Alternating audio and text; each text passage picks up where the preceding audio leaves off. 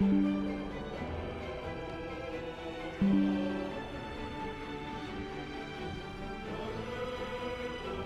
Ostamura. Hey, Lord Henry.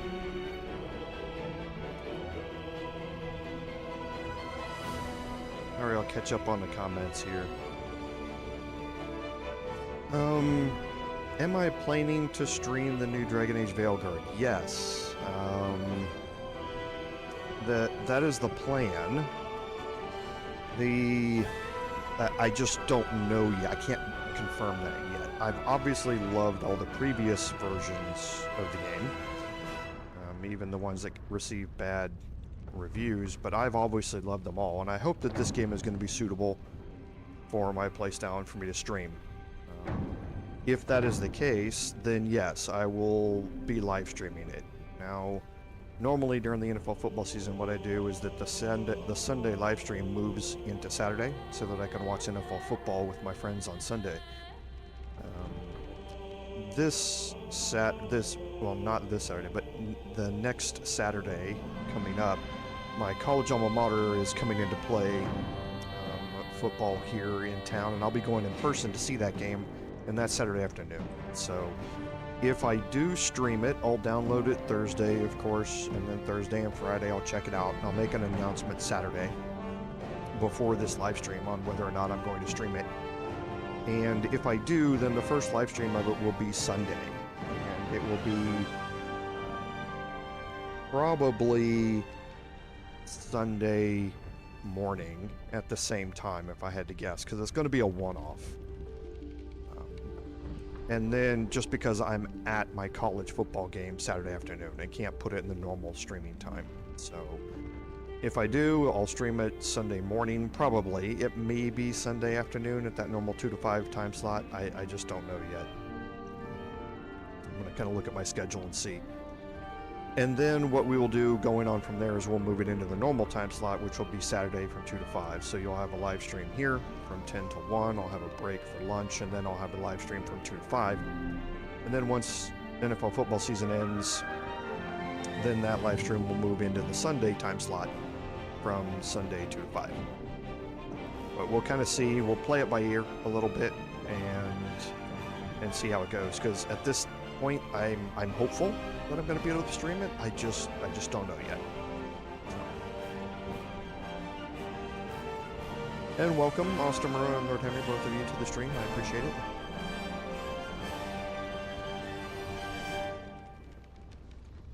I'm doing okay, Ostamura. Just going to be a little bit busy here over the next week or so.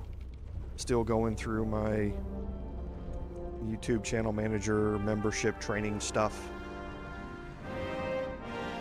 I think I've got a bit of it figured out, but since I'm not all that interested in money, you know, with my channel, it's just going to be a kind of, you know, the lowest type of monthly subscription fee, so to speak, to go along with it. And if people want to join, that they can. But I'm still going through that training. I do that once a week.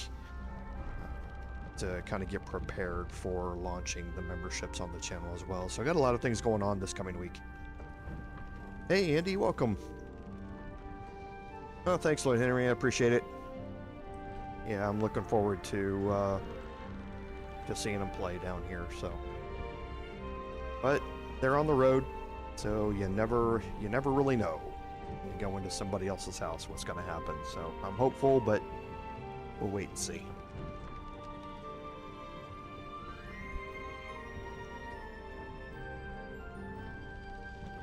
And I do have a third game that I'm currently playing as well that I really like. I really enjoy it. I don't know if I want to start up a third live stream or not, because if I do, it's going to be during the week. I can't spend 9 hours on the weekend streaming. I just don't have the time for it. So it would be during the week. Those are obviously less attended live streams because my overseas viewers, it's really hard being in the evening here in the US. That's in the middle of the night for them. So it's obviously a lot harder to do, a lot less popular. So I don't know. I'm kind of playing the next few weeks here by ear to see how things go. No worry, Andy. Like I said, you don't ever have to apologize for missing the live streams. I appreciate everyone who's here. But yeah, everybody has their own stuff going on in their life, including me. And if you're here, I certainly appreciate that, and I really enjoy it. If you're not, I certainly understand, though.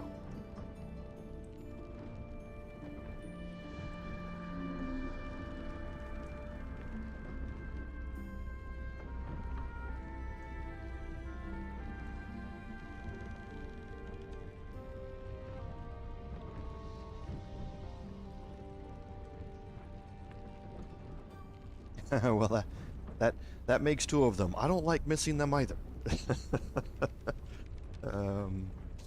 Occasionally things pop up. So, and especially as we get into the holidays here, and holidays because in America we have Thanksgiving or Indigenous Peoples Day, however you want to look at it here in the United States, and I'm going to be gone for 4 days to head back home for that. I think I've arranged it so I don't have to miss any live streams, but if I do start up a Wednesday live stream, then I would be missing that. So, like I say, things happen. Everybody has their own lives, and I certainly appreciate all that. Hey, Rudy, welcome.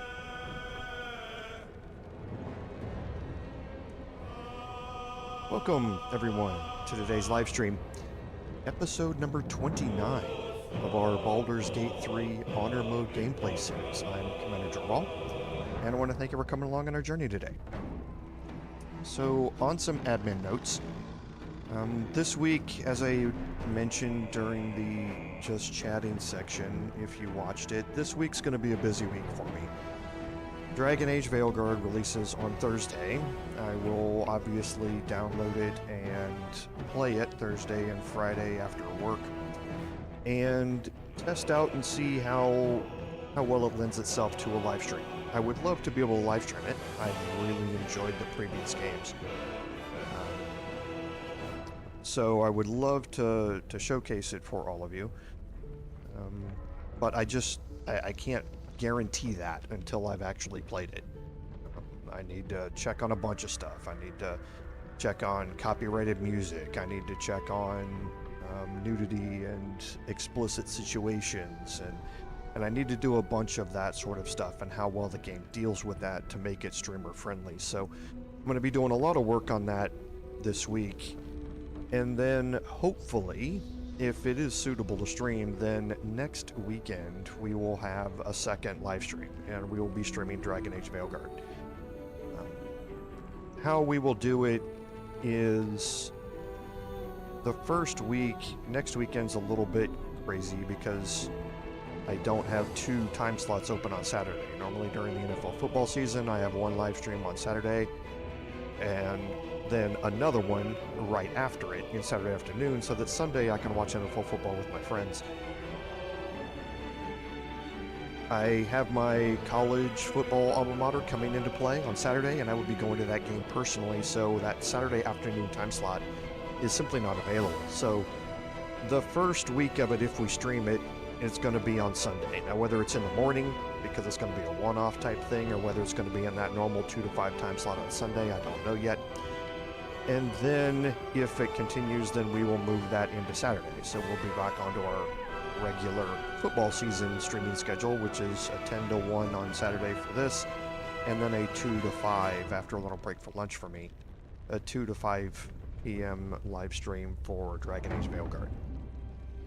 But we will kind of play that by ear, because like I say, I need to download it, I need to do some testing on it, I need to see how well it's going to be suitable for streaming before I commit to it. So Saturday morning before this live stream, I will put up the announcement for this live stream, and I will also put up a community post announcing whether or not I'm going to be streaming Dragon Age Veilguard. I would love to be able to do it, but I won't be able to guarantee that until I'm testing it. So stay tuned, and we will kind of see how that plays out.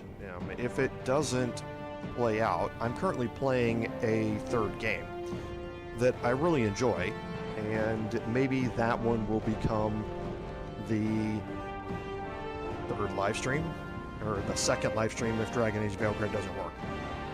So if it does, if Dragon Age Veilguard does work out, then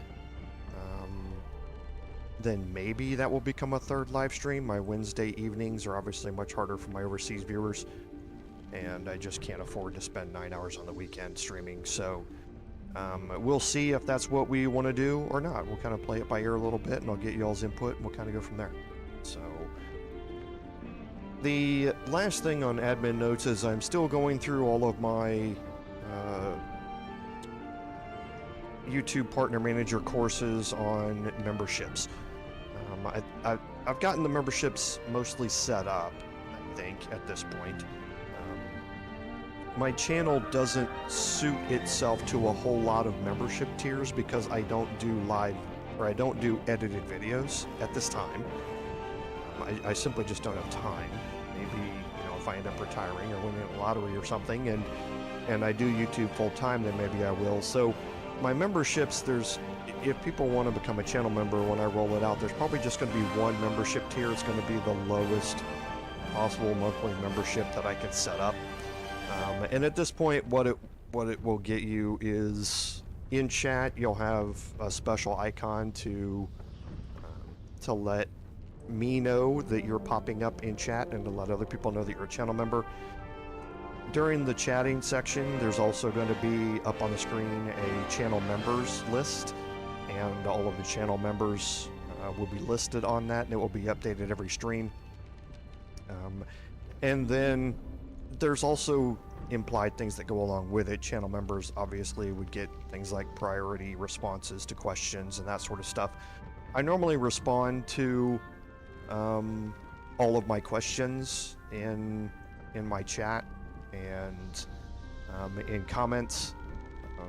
For the most part, I mean, you know, a lot of long-time members who are offering up their own experiences, you know, like M in the comments.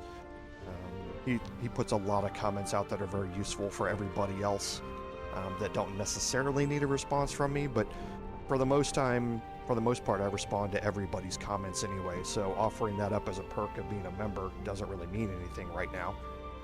If the channel grows and we get to a point, then it may mean more, and that's why I'm not going to set up multiple tiers of memberships. It's just going to be, if people feel that they want to donate to the channel and help out, I'm going to recognize them for it through a specialty icon that you're going to get beside your name, and access to emotes and that sort of stuff that other people won't have in the chat, and then also displaying your name prominently during the just chatting and countdown timer section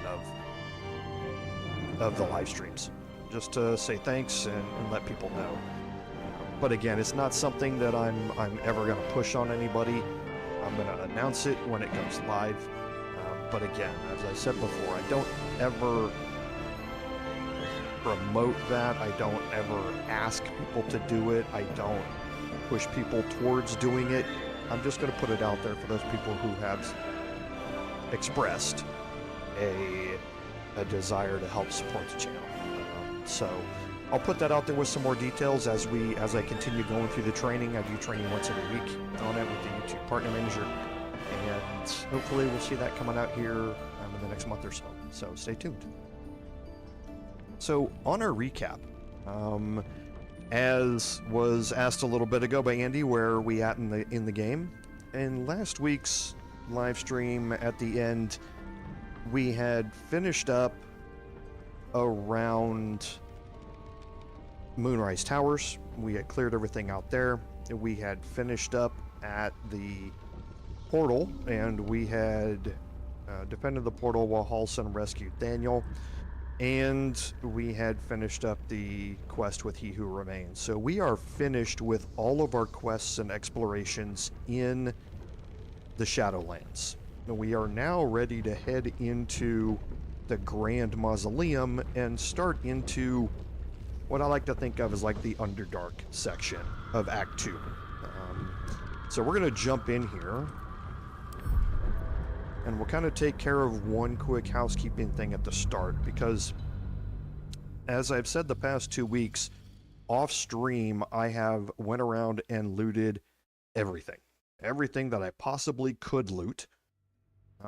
I have looted it all, and it is in my backpacks right now. I have cleaned up my inventory, and we have trash bags full of stuff. So we need to go clear out our inventories. So we're going to head back to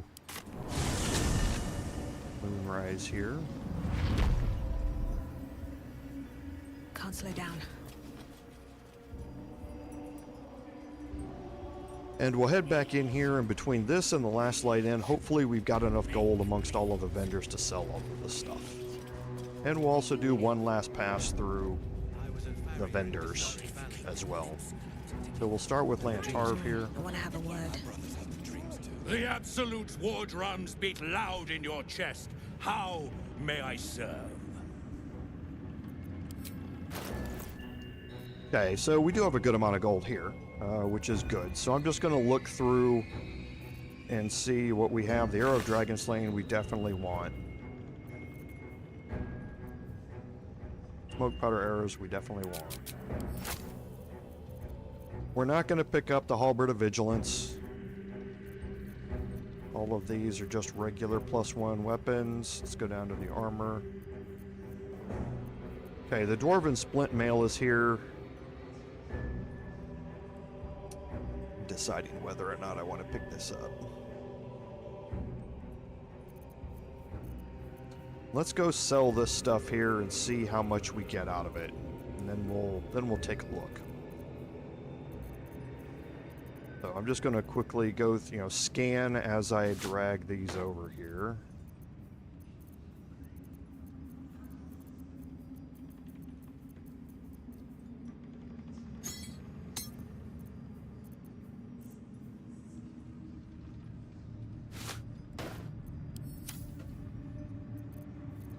Okay, so there's 1,500 gold.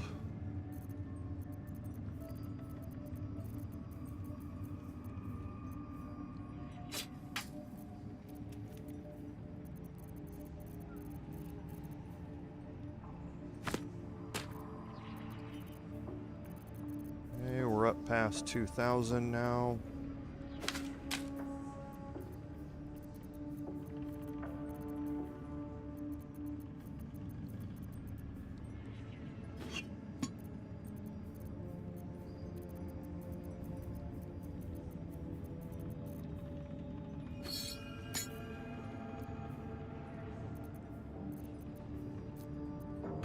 Balance that and see where we're at. Okay, so we need to bring back 14.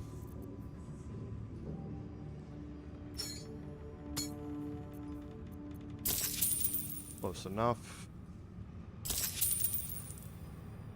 So we've got 8,100. I don't think I'm going to use the Dwarven Splint Mail. It's very, very nice, don't get me wrong, but I don't think I'm going to use it. We're going to need a lot of gold in Act 3. Slaughter well. I think saving it up might be better. If I get something like 10,000 out of this, then maybe I'll pick it up. Your family will answer eventually.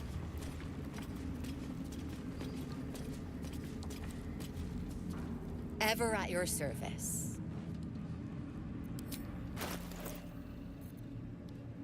So not a lot of gold here.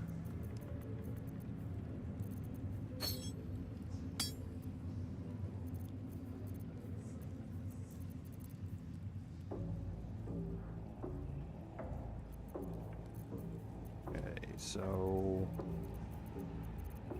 nothing here.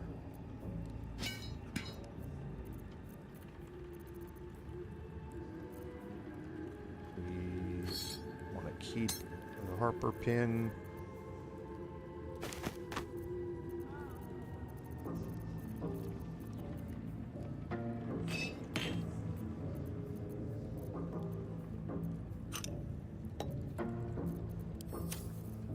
Okay, is there anything else I want to buy from Roa? Construct slain, I don't care about. Monstrosity slain, I don't care about. The potion of invisibility I'll take.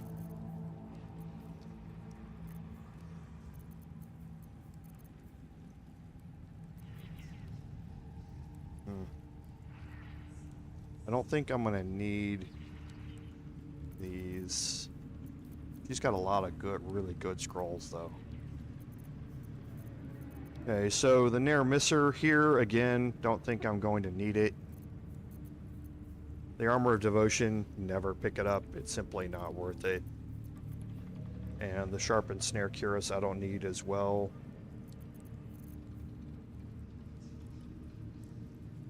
I'll take the Gloves of Crushing just because they're fairly cheap.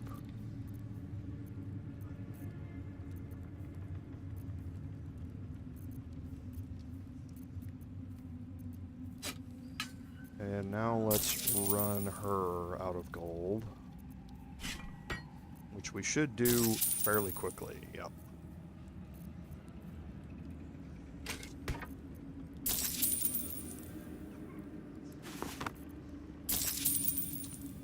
Two.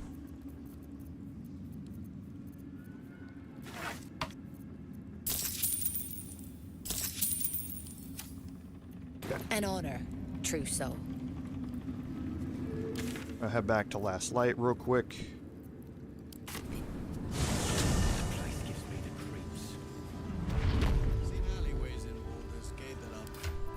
Move these over to Starian.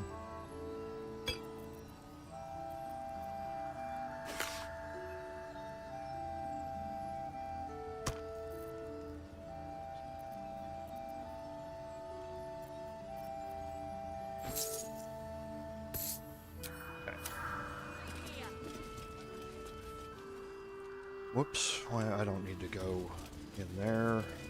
It'll need to. You go Cleric's here and magic talk to won't Quartermaster hold out the Tommy. darkness forever.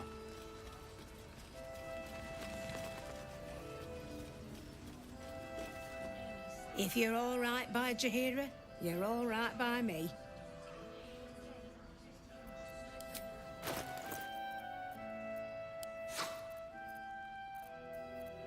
Okay, one last batch here to sell off. Actually, might not be. I might run her out of gold really quickly too. Yep.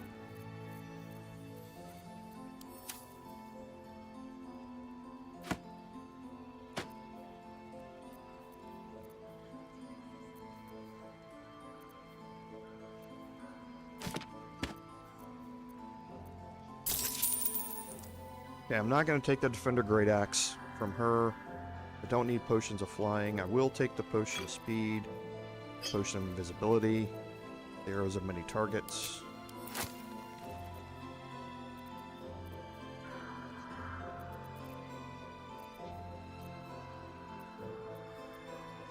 The elixir of vigilance. Okay.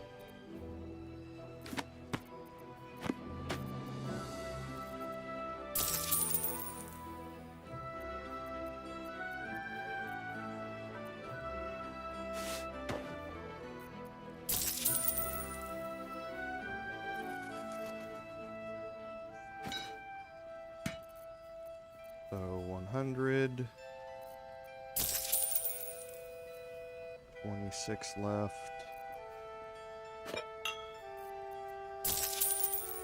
Oh, that was way too much. What did I put in there that did that? Oh, the gold chalice when it...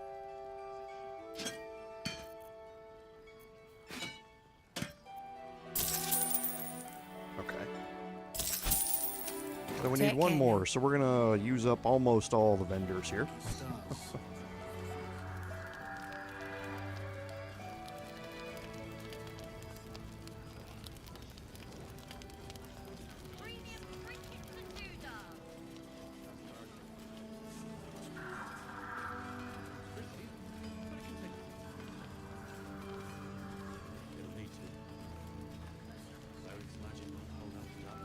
Need anything? Alright, and should be the last one here. I don't think I have 1,300 gold left in this pack.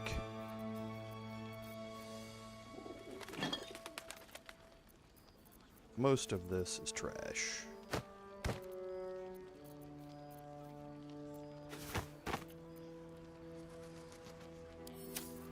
Okay, so the Arrow of Dragon Slaying I want. There are many targets I want. I think I've got enough smoke powder arrows now. Don't need the Harmonium Halberd.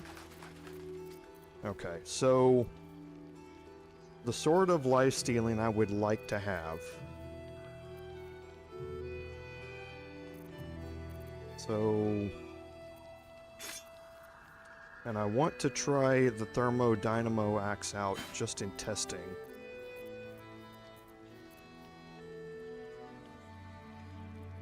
I don't think I need the Swordmaster gloves. And I believe I've already got a Thorn Blade.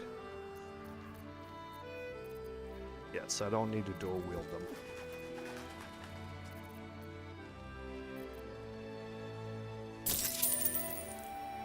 Okay, so let's just make sure nothing unsold.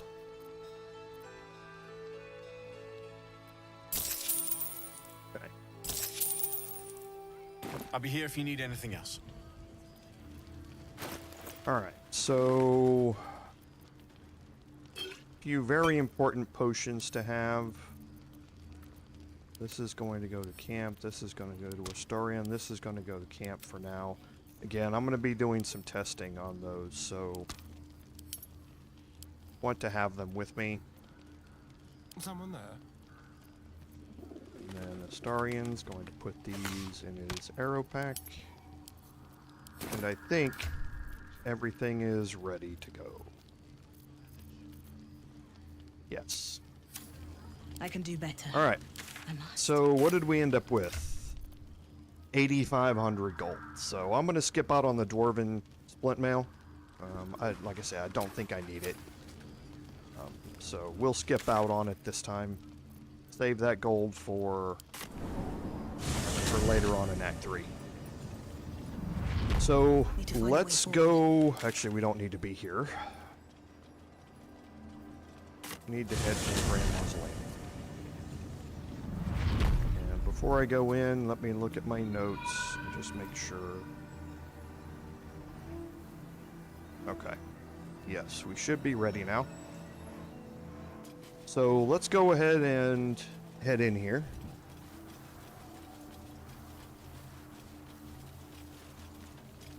Let's see.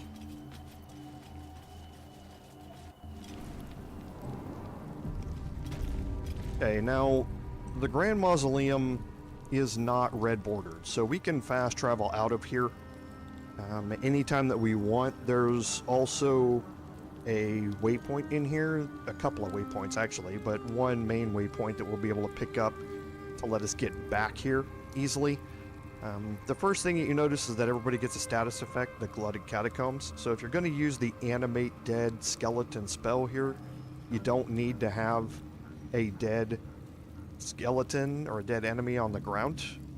There are plenty of bones around here, so you don't need it inside of the mausoleum. Once you leave the mausoleum, though, that effect's going to go away, and the requirement for needing a dead body or a skeleton to raise is going to come back into effect.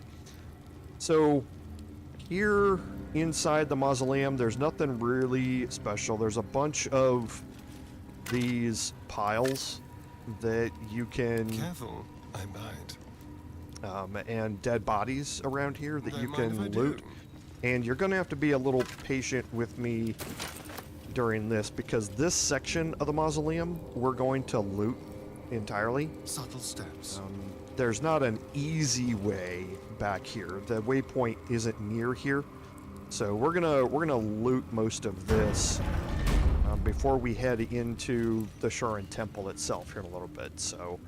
Me, Zerel, Minthara, whoever you are, leave. I shall carry out General Thorm's will alone. Okay, so we have another herald here, and this is a herald of Balthazar. So now we kind of find out who's been in charge of this area here, and it's Balthazar, which makes sense. He's a necromancer. So what we're gonna do is head over here. We're gonna split the group Cast Guidance on Shadow card. On I go.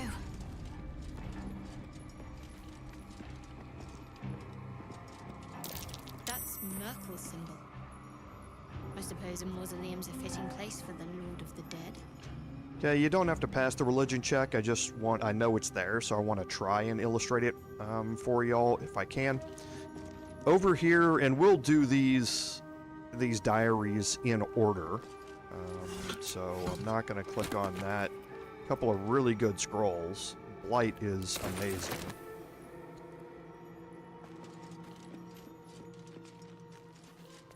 Let's see what we have here. And you're going to find a lot of those, of bones and that sort of stuff in all of these urns and things like that. Again, all of these are worth 1 gold, and if you're clicking on them anyway to search them, you might as well just click take all after you do it, because there's anywhere from 1 to 5 gold in each one of these that you click on. So may as well just go ahead and do it. And here you have the stained book. Okay, so the stained book gives you a clue on how to move forward with this. So in order to find what lies beyond this mausoleum, one must walk in his footsteps deed by deed, from splendor to tragedy to infamy, as he put it. Keep that in mind, because you're going to need it to figure out the puzzle here in this area. Okay, so I don't really need that, but here.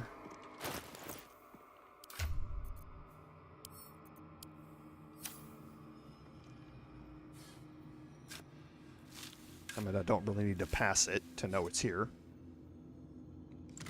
There's a wooden chest. There's normally a couple of decent potions in here.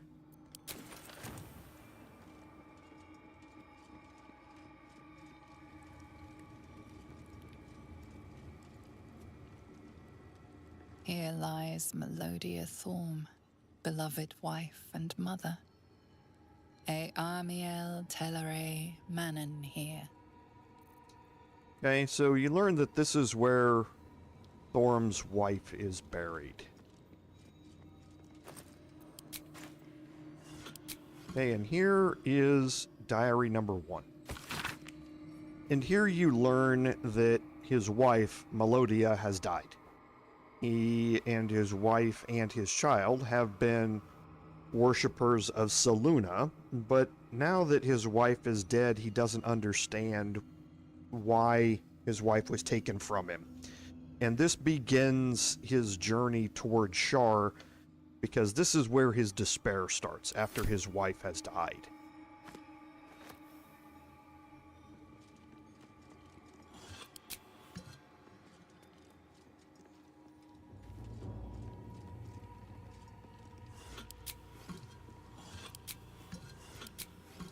All these bones. Seems there's been a grave robber at work here, and an artful one at that. Okay, so again, Balthazar being in here, you know he's been doing some things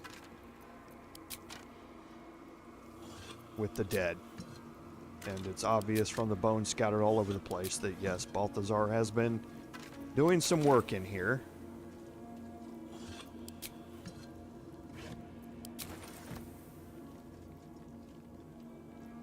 Okay, and again, more of these urns everywhere.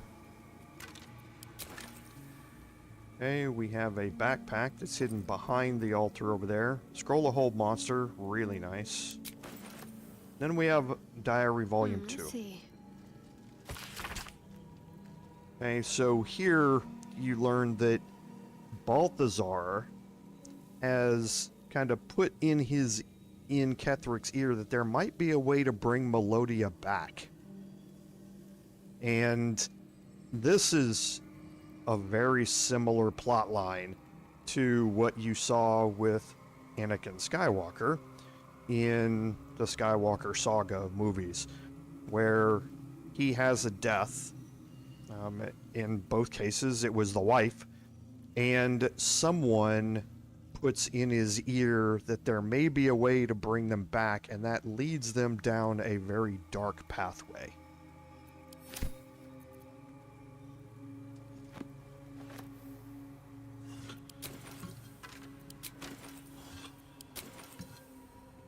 Okay, so we're just going to finish searching around here real quick.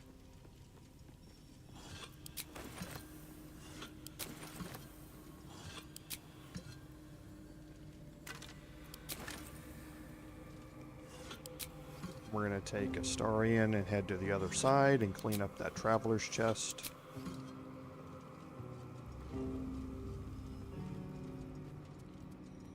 Don't touch me. Moving. And while we're in here, we'll read Volume 3.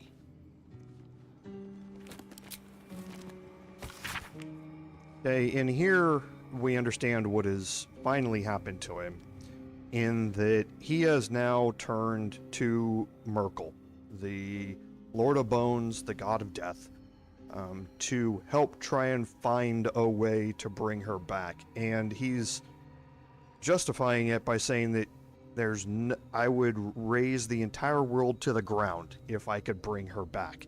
And that, like I say, is kind of leading you into the final culmination of his path to the figurative dark side here.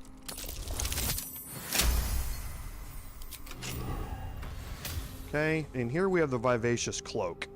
Now, I'm going to move this to my bard, and we'll talk about it here in a second. Must lug my guts through this. And that was probably a mistake. Oh no, Astarion's got it. So, the Vivacious Cloak. You gain 8 temporary hit points after casting a spell while in melee. Now, what that means is that when you have the threatened condition and you cast a spell, you're going to gain 8 temporary hit points. Okay? Now, right now, I have the Cloak of Protection on that is getting me my 25 armor class. I'm going to sacrifice one of those armor class points to put that on because I do want to test something. When I'm in combat, I normally, with my bard, cast Hex. That is going to get me 8 temporary hit points. After those 8 temporary hit points go away, if I reapply Hex, I'm anxious to know whether or not that triggers the Vivacious Cloak again. I'm not using a spell slot to cast that spell, but I am casting a spell. I'm reapplying it. So if the Vivacious Cloak lets me basically get it back every turn that I'm in melee combat just by reapplying Hex to a different target, then it may be very, very useful to keep, always get 8 temporary hit points. And I'm willing to sacrifice a point of armor class to test that out for now. So we'll take a look at it and see if that's how it works. One step at a time.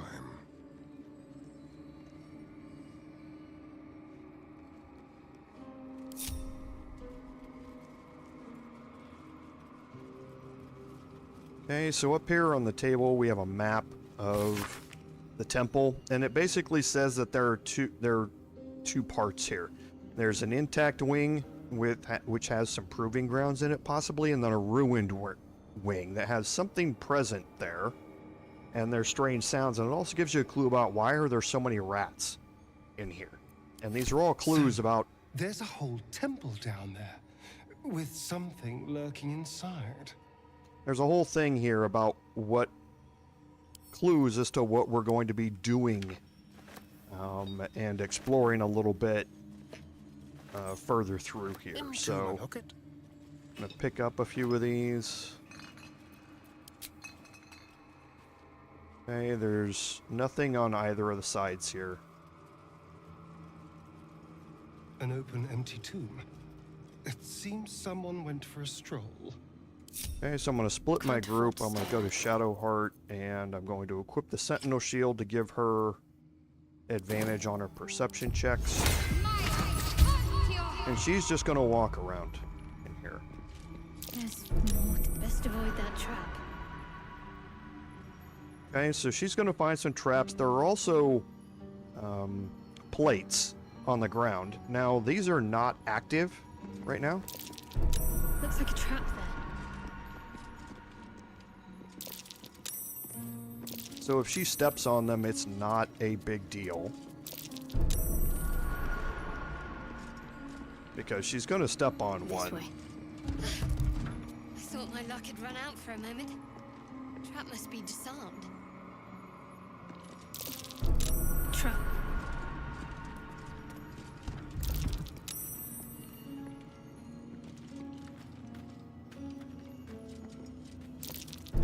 Looks like a trap.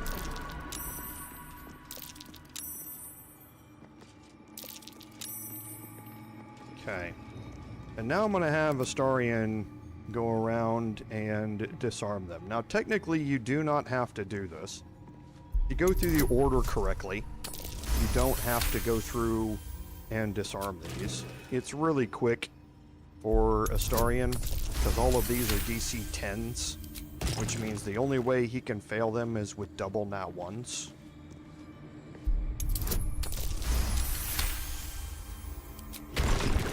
Which is certainly possible, but highly improbable, as Einstein once said. Our first nat 20 of the day.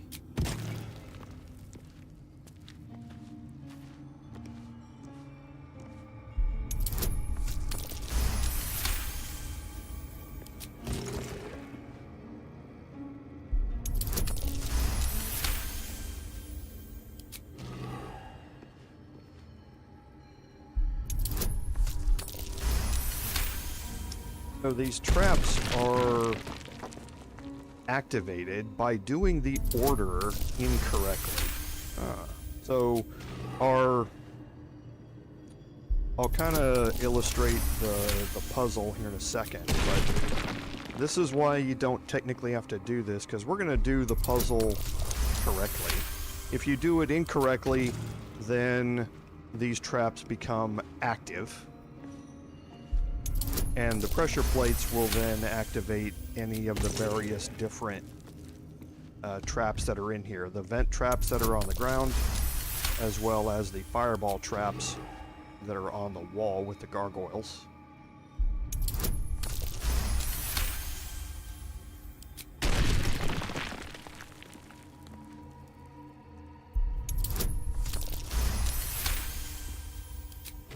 The real reason I'm doing this, I'll be completely honest with you, is I'm hoping to get a double nat 1 here again, just because I know that would delight the heck out of all of you. Watch your back.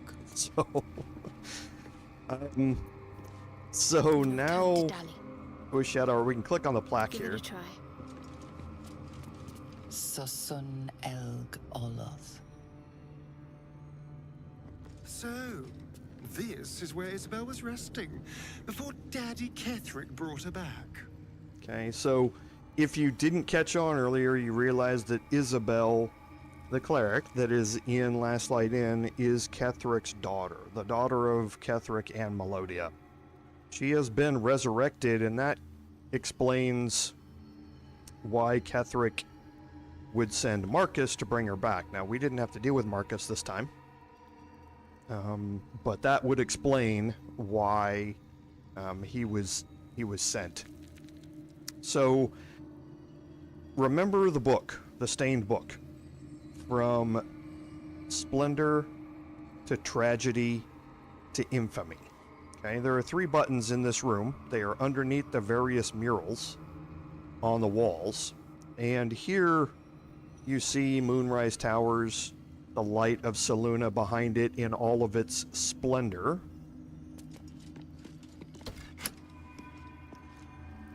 Then here you see Ketheric mourning at the grave of his wife in tragedy.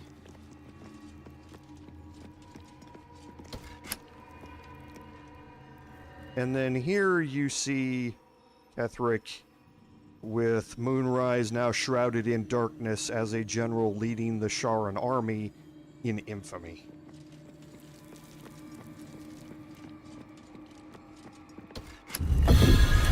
Doing them in that order is going to open up the secret passage back here at the back.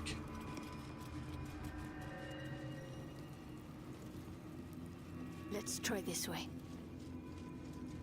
Now in here, some more skeletons that we can search. Might find something useful. That disc must be the way forward. Where will it bring us, though? 1 pixel on that skeleton that's gonna work.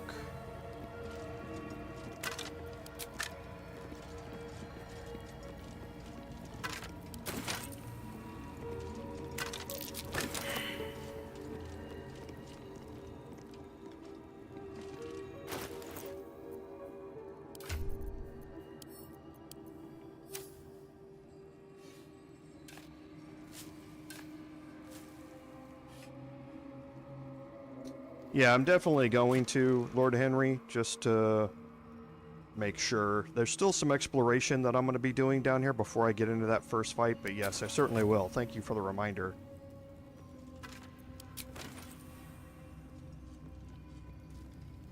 Everything is clear. Okay, and now we have the way forward is by clicking the traversal gem here. Now, in honor mode, these elevators are What's that? a problem. They are constantly glitching out due to collisions between your character models and the elevator themselves. And this is a common thing in video games. It's really hard for movable objects, character models, and things like that to be kept in place when the object that they are attached to begins moving three-dimensionally through space. It's a hard thing to deal with, and sometimes the game just glitches out. So this one is cutscene based, meaning that the elevator doesn't physically move. There's going to be a cutscene that's going to trigger, so this elevator is fine. There are 2 other elevators that are problematic. However, before you click anything on an elevator, and this is one spot where I will, if things happen, again, it won't happen here on this elevator, but it may happen later. I'm going to drop a manual save here, and then I'm going to click on the elevator. If something bad happens during the traversal of the elevator, there is a way to reset it, basically, even in honor mode.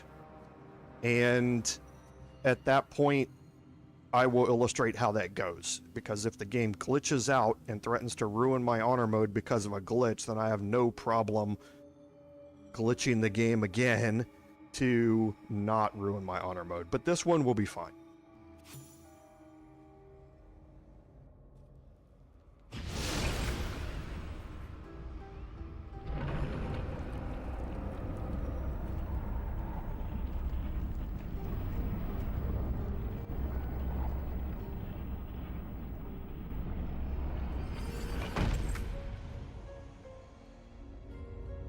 Okay, so now we're in the Gauntlet of Shar, and this is one of my most favorite places in this game. I love the Gauntlet of Shar. There's so many cool things to do down here. We're gonna go with Shadowheart and again cast guidance as we get off the elevator with her. A shaman structure, going by the design. Okay, and that's just to pass the religion check and let you know that this whole structure down here is basically a Sharan temple. As if the name didn't give it away. Worth a rummage? Okay, up here's a skeleton. Scroll of Fireball is really nice. There's nothing else that's around here or anything like that to go to.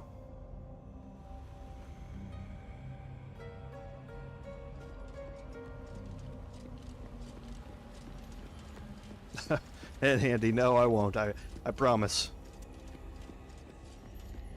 Go open up the map on the other side over here, but again, nowhere to go over here. No areas to explore. And I'm going to let Shadowheart take the lead on most of this. Just from a role-playing perspective, this is where she belongs. Shar, singer of eternal night, protector of the lost and forgotten.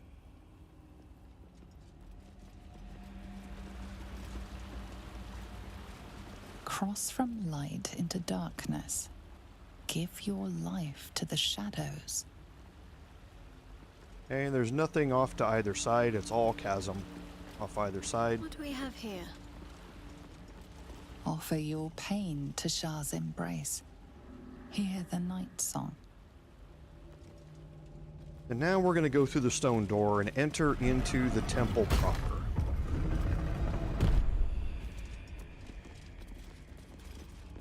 The answer lies in darkness. Okay, and this is a clue as to how this puzzle gets solved. Now, this puzzle has been glitchy since since release. So it may not work out the way that the game intends it to work out, but we'll see. So here in the middle, you have Shar's altar. You need to be able to hit this umbral gem control panel because this door is warded. Okay, so you want to remove that ward, and you have to do that by pressing here. Now, this is a warded force field. If you hit it, it's going to knock you backwards and cause damage when you do it. Now, the thing that the clue, the answer lies in darkness, gives you is that there's a second one of these force fields here that is invisible. Okay, it's out here. It's a bit farther out, so there's a space for you to walk between the two. And there's an opening just in that force field, just like there is here, but you can't see it. Okay? Now, the way that you find that is by putting this room into darkness. The thing that's lighting it up are these mystic thermals up here, but you can't reach them. They're up in the air right now, so we need to bring them down so that we can turn them off.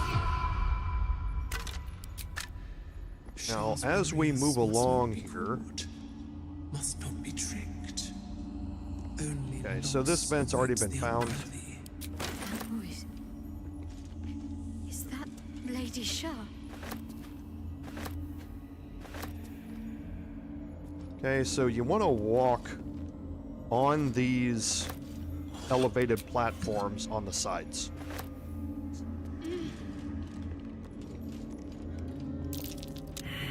Okay, so she failed that perception check. Keep your distance, darling. Moving. There is work to do. This way.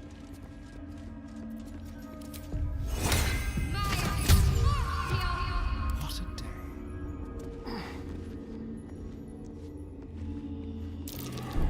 Traps. How considerate. Critical fail, of Over course. here.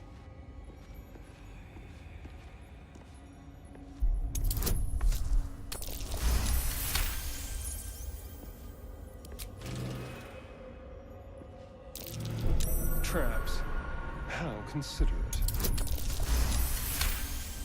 Okay, a second nat 20.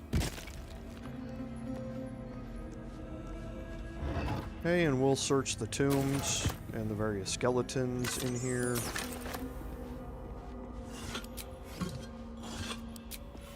And here we have a lever. Let's see here. Okay, that level is going to drop down 2 of the thuribles.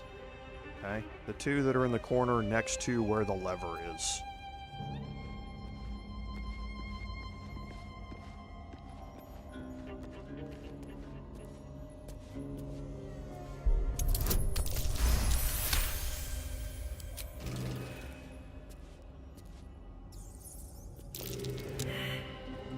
What's Okay, next, his I guidance wonder? ran out right before I got there. I must keep going. Yeah, and Looks you like a don't trap. necessarily have to find these because the trigger for them is disarmed.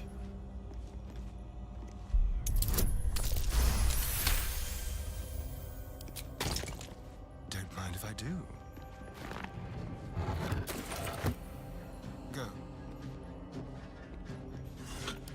And again, another lever.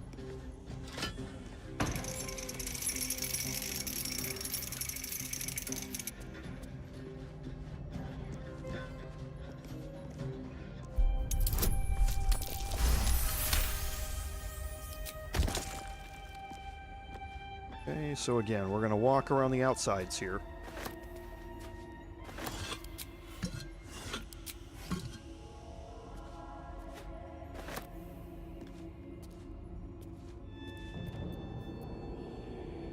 And we might as well do this ourselves.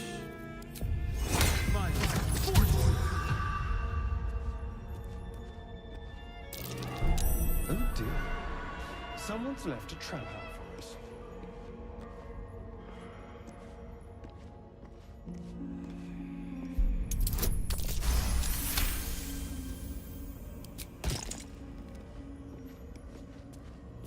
Okay, now we'll walk to the other side over here.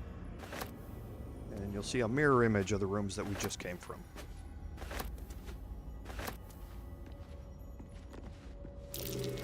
Be careful. There are traps about.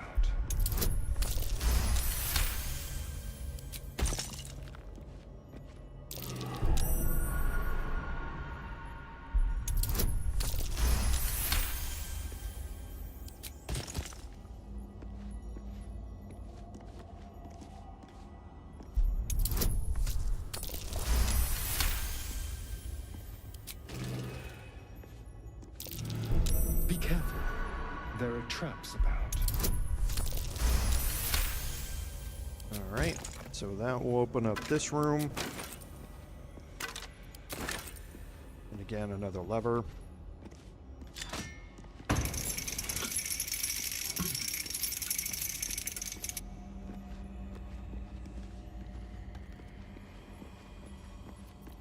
We'll reapply guidance.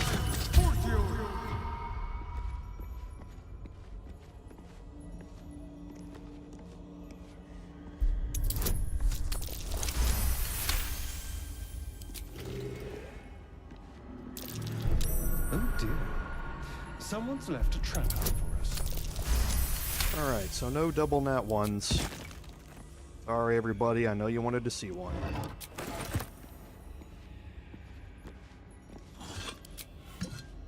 And our last lever here.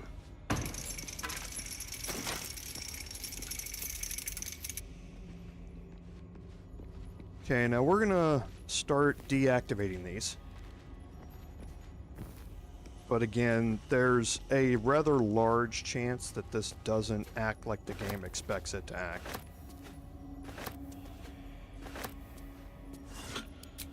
And that's because we have not run into the trap.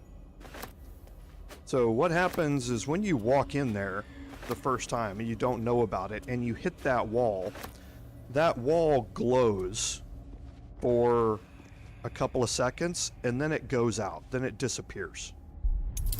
And in those couple of seconds you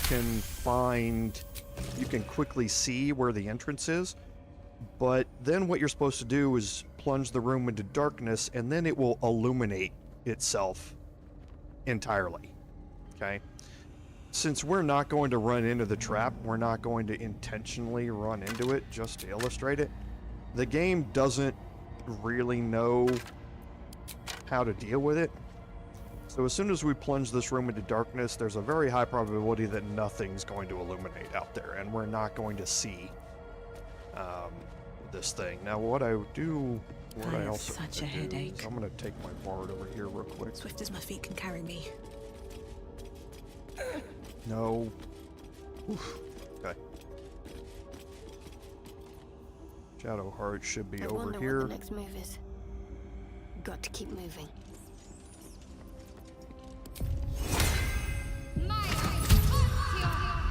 Have a lot on my mind.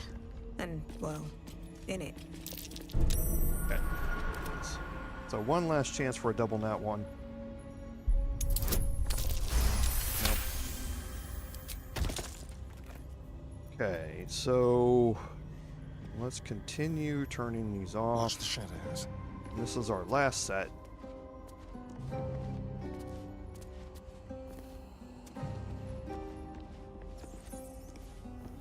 Okay, and there it did light up. So now you can see that the entrance is over here on this one, and this is why you want to stick to the outsides here, because there's not a lot of room for you to walk through here. And just move in short jumps, or in short movements, because the game does not path you around these, like other obstacles. Welcome, child. Follow my voice and prove your worth. And now you can see that the ward is gone. Shouldn't have wished to live in more interesting times. So I'm happy that it actually showed up that time, because in my personal playthrough it did not. And it's, like I say, just because you didn't hit the trap. Now that trap is gone, so you can freely walk through the center of the room, and we're going to go explore these two side passages first, starting with this one.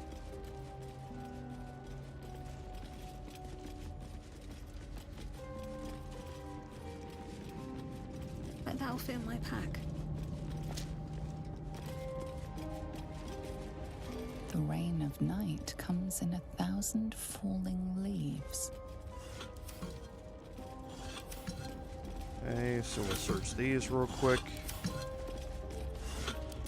And there is nothing else out here. It's all chasm all the way around. There's no misty step spots or long jumping spots or anything like that to get out there. It's just this loot here, and that's it. So now we'll head to the other side.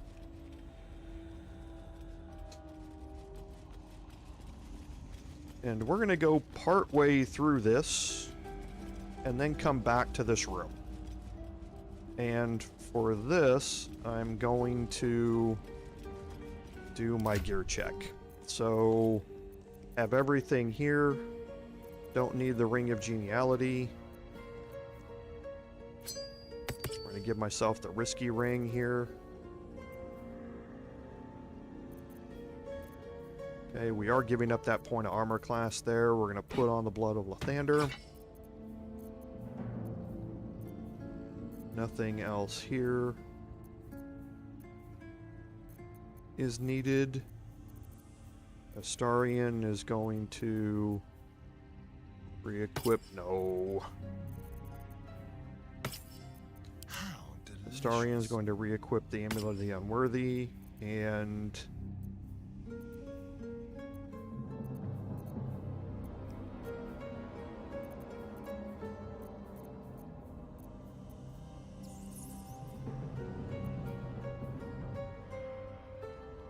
oh, yeah, he's already got the Eversight ring on. I was like, why doesn't he have the Eversight ring? He's already got it.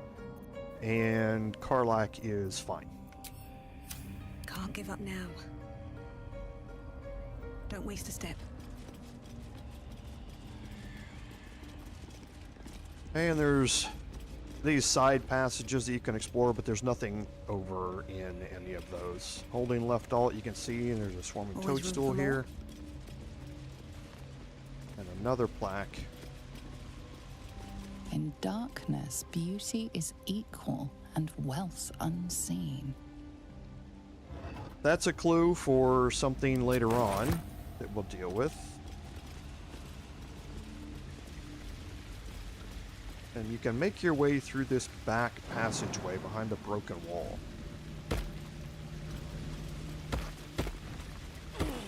Okay, I'm gonna group everybody up. Put them into hiding here. Ungroup and bring my bard out here.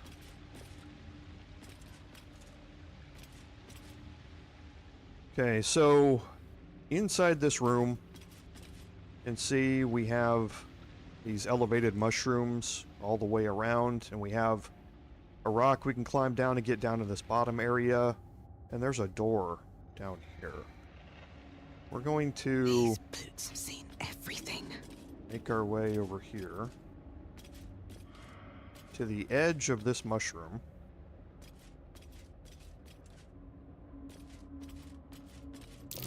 Looks like an ambush. And we pass the perception check to find the Cloaker. Okay. Now the Cloaker's invisible. It was ambushing. It has alert, so it cannot be surprised. Okay. It does have light sensitivity, so we can give it disadvantage on attack rolls by casting a light spell around it, but it does also have multi-attack. If the target is frightened, and it has an ability that can AoE frightened targets. So we really want to take care of it as quickly as we can. Okay, so there are no resistances on the Cloaker. So we want, right now we're on psychic damage. That's perfectly fine. We can leave it as psychic damage. Stepping stone. We're going to move in here with Astarion. We're going to head down here and stay out of its detection cone.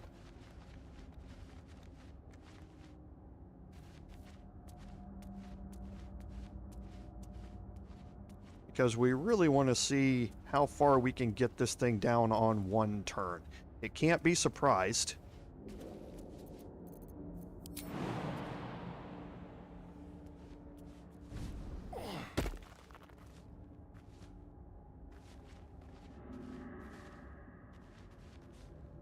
Okay, so we're going to have Astarion. I don't have any key points. Maybe I should stay crouched forever. Okay. So I need to take a long rest is what I need to do. I'll do it after this fight. What is it? I forgot that my personal playthrough is a lot different. I came in here and I had already taken one, so we'll need to take one before we continue on very much further through this. But we can handle this fight, I believe, without it. So I'm going to go ahead and start this fight off here. Scored a crit. And it rolled first.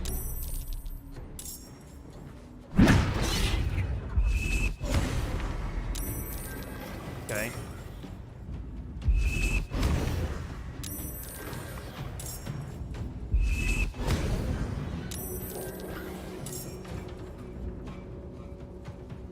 Everybody rolled before Astarion.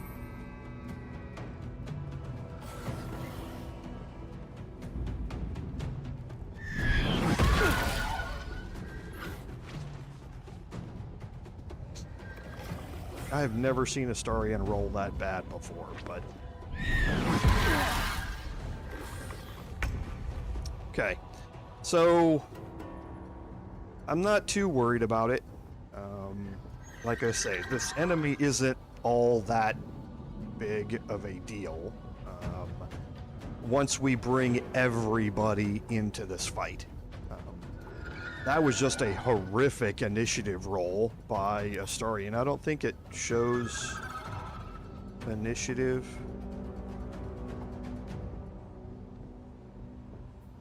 No, it doesn't show initiative rolls in the log. I wish it did. To see what that was. But yeah, he rolled horribly on initiative, it looks like. So we'll go ahead and get our second attack in here. Okay, we'll be able to get our bonus unarmed strike in here as well. And now we're down to less than half hit points. So let's bring everybody else in here.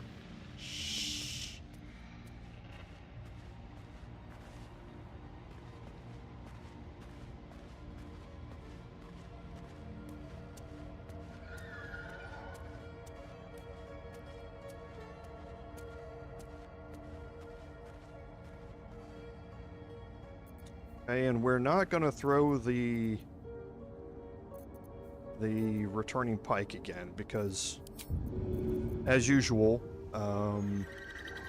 we don't know where we're going to fall in the initiative order, and we might not get it back. So we'll throw the lightning jabber first.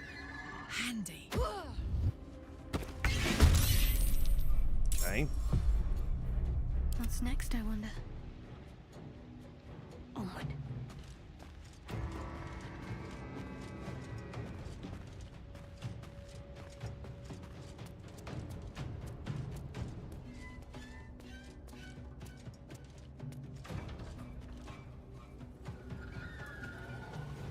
So what's he at? 40 hit points. We're going to be taking a long rest anyway, so why don't I just pump this up here.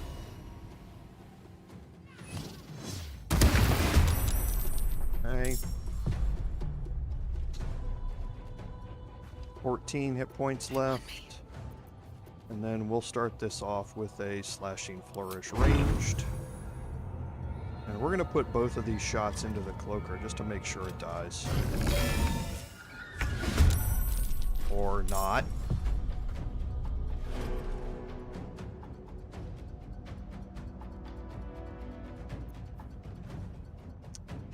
Okay.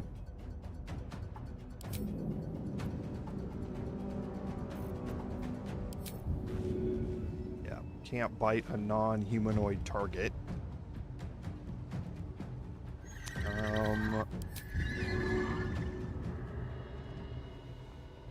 That won't knock it off.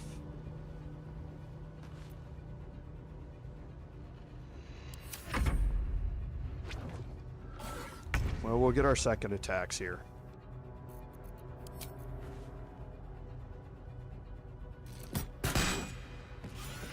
Alright. And once you kill the cloaker, the phantasms that it spawns go away as well. So, it's really not that difficult of a fight. I just rolled horribly on initiative. That made it much more interesting than it should have been.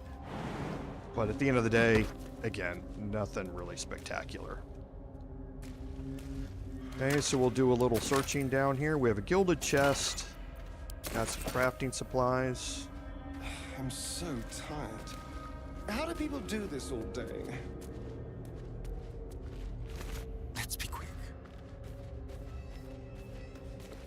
Okay, we do have a door here that's locked. We'll deal with that here in a second.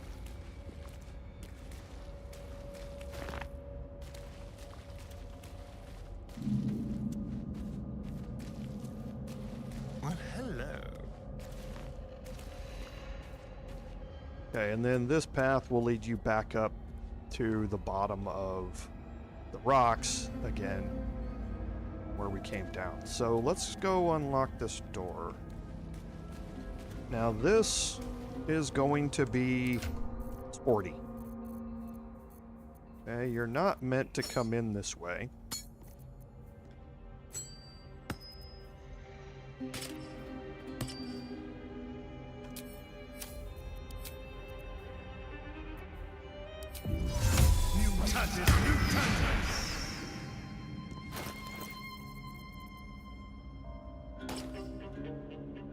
So we're going to put the smuggler's ring back on and the silver pendant.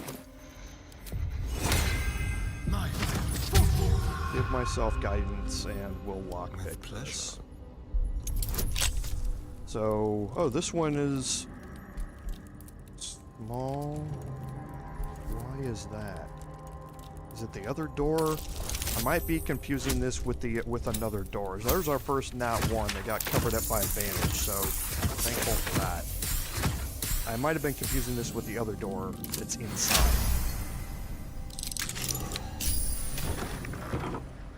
Okay, so let's head back to everybody here. We'll group everybody back up and head down here. It's not over, then through. We're going to head back over this way. Head around to the door. Karlach's going to stop off. Pick up her lightning jabber.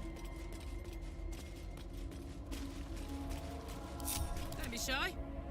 Honk honk.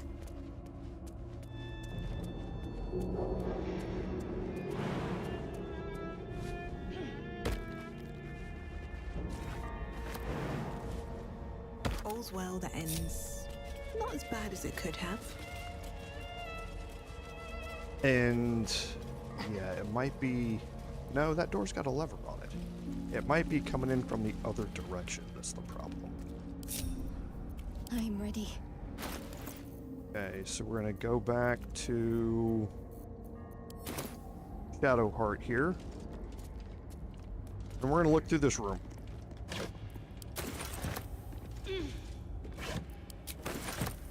Okay, and there's a bunch of stuff.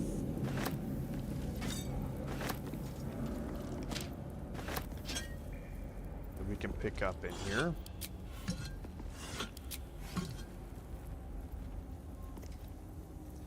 I'm going. There's not going to be another. I'm going to take a long rest after this, Andy. After I finish searching this room here, because I don't have any short rests left, and I need to take that long rest before I do something else in the room that's right next to me. So I'm not going to take any short rests, or I mean anything like that. I don't have any short rests, I guess. But yeah, I'll take a long rest as soon as I finish exploring this room.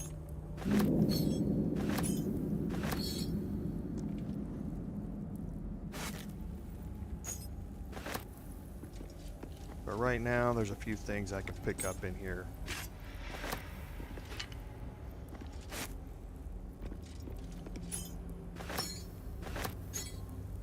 No time for Danny. Okay, some crafting supplies.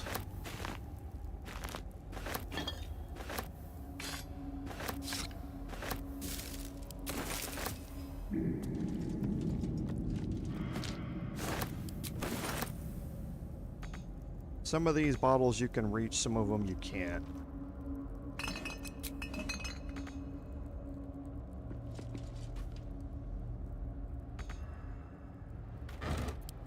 More crafting supplies. Okay, now here, No one back I'm home. gonna group everybody up because there's going to be a conversation Be here. on my way.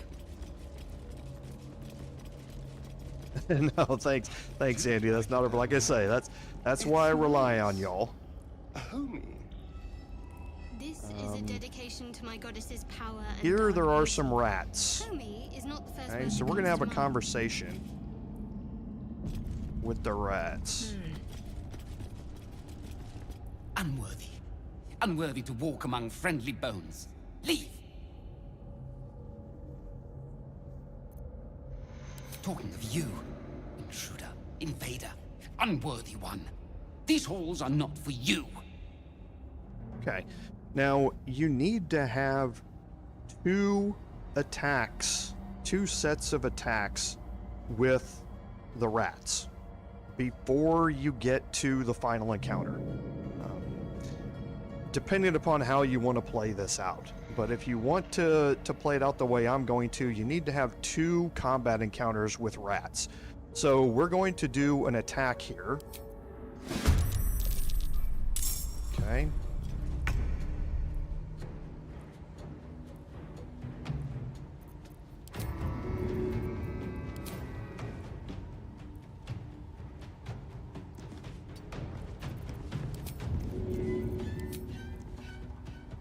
My little trap.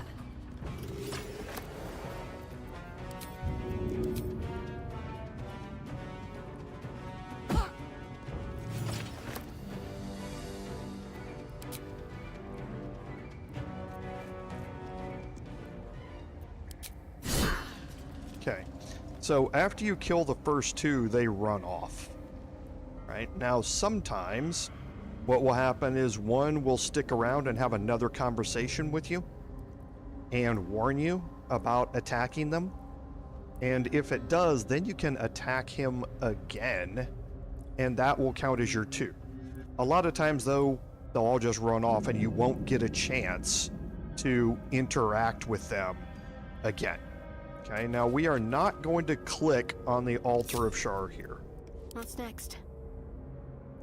Might as well take a look.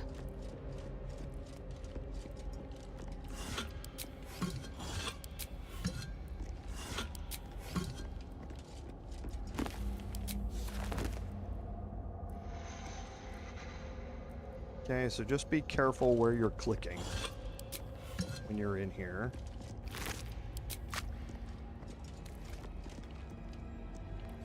The rats normally don't have anything on them.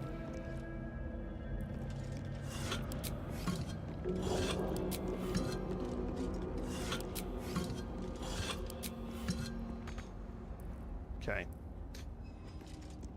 And then we will head over to the other side here. We can click on the plaque. Feed your bodies and rest your minds. You kill many, but many remain. Stop! Spare our lives or face my teeth and claws. Every little death fills my head with more thoughts. It's too much. Too painful. Kill one more of us, and you will pay. Okay, so we're gonna attack again. Okay.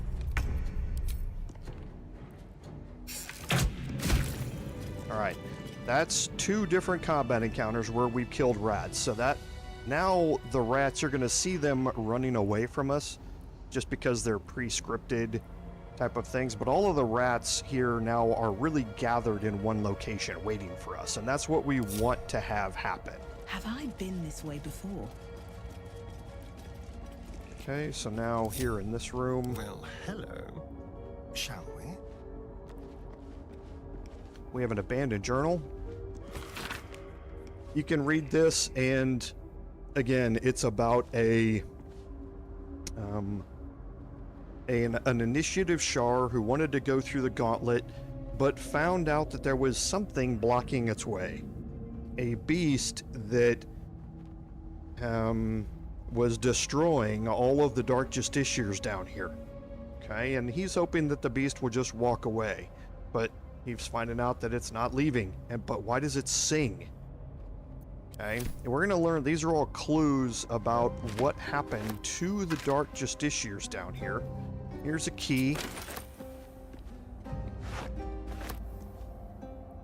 Dark Justiciar helmet if you want to pick it up. Inside the traveler's chest is a scroll of fly.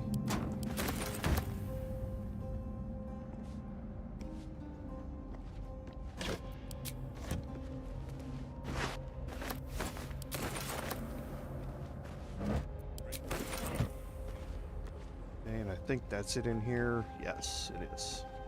Okay. So going through this door here into this room will start you in a cutscene and a rather... No, I can't say it's a... Well, it can be a rather difficult fight that we do not want to have right now. Okay? So we definitely do not want to press this lever yet.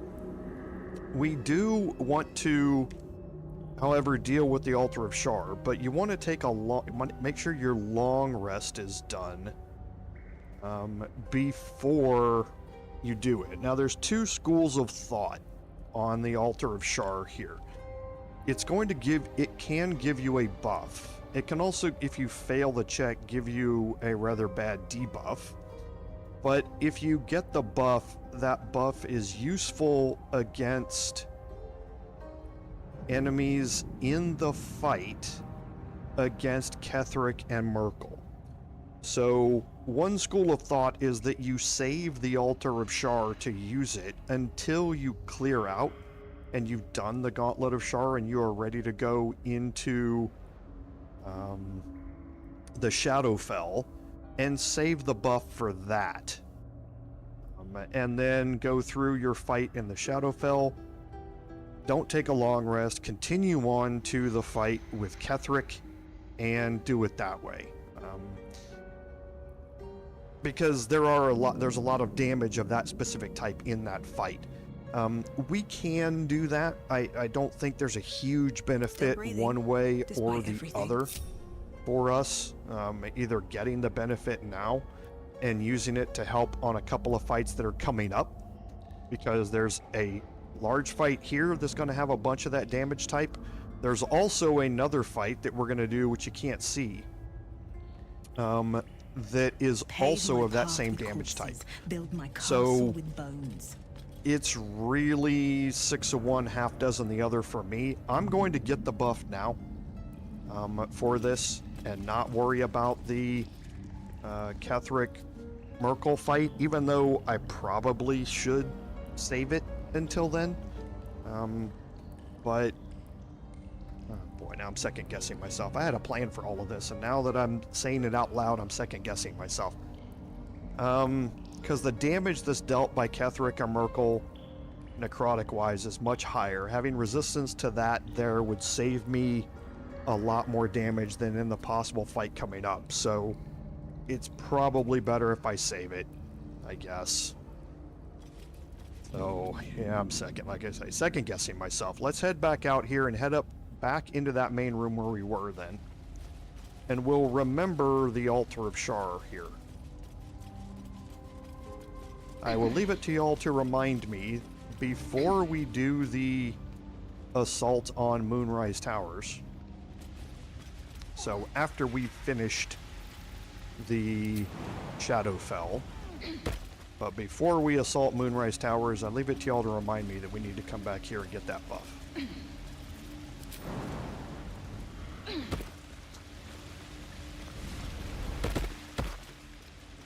Here we go.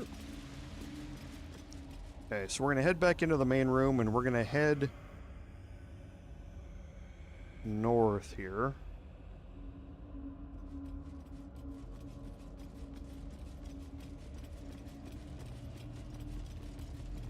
And before we head in here, we're going to take our long rest.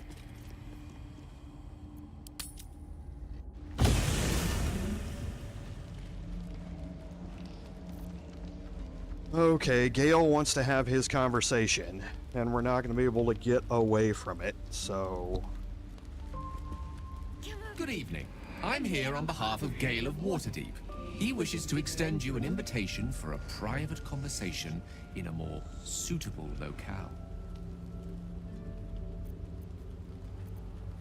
Perhaps later shall be too late.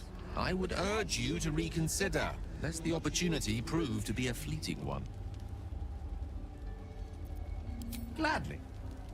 Simply follow yonder path, and soon you will find him. Okay, so... we need 11 more. 4 more. It's normally fish.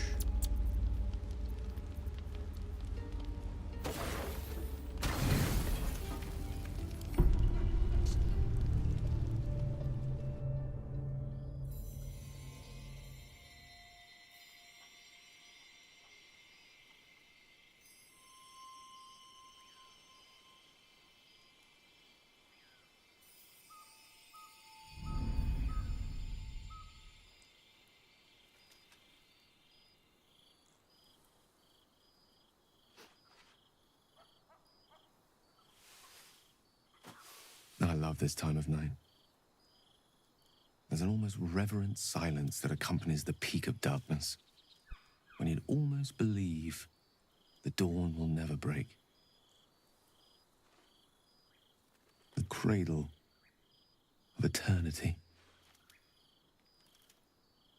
The timelessness of lovers. That most beautiful of fantasies. And no, Gale, we're not going to romance you. And... hey, NA, welcome to the stream.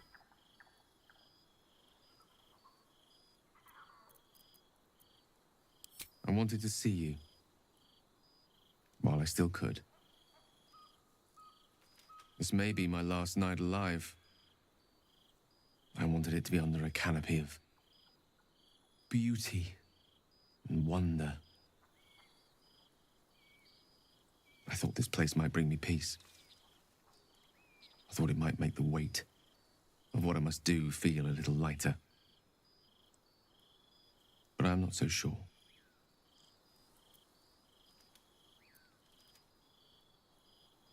I am trying. Believe me, I am. The path is set, and I will not stray from it, even as my heart quakes. I am terrified. I will not claim otherwise. My face could scarcely conceal it, even if my words sought to deny it. There is no point in running from the inevitable. Better to meet it on my own terms.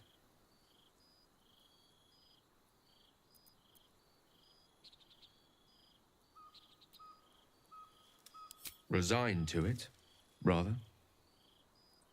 But that is not to say I am without fear. Far from it. Stay with me a while, will you? Day will come all too soon Even in this place.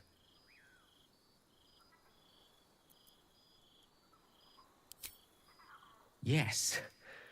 But there is so much to live for, and so few moments in which to house it all. Damn you. Damn you for giving me so much to care about. Our friends, our adventures. This would have been so much easier if it was just me. But it isn't. If there is a way, any way, to save all that's grown dear to me, I want to seize it. I just cannot fathom what that might be, other than to fail Mystra and condemn the world. Stay with me, will you? I don't want to think of it anymore, but I don't want to be alone either.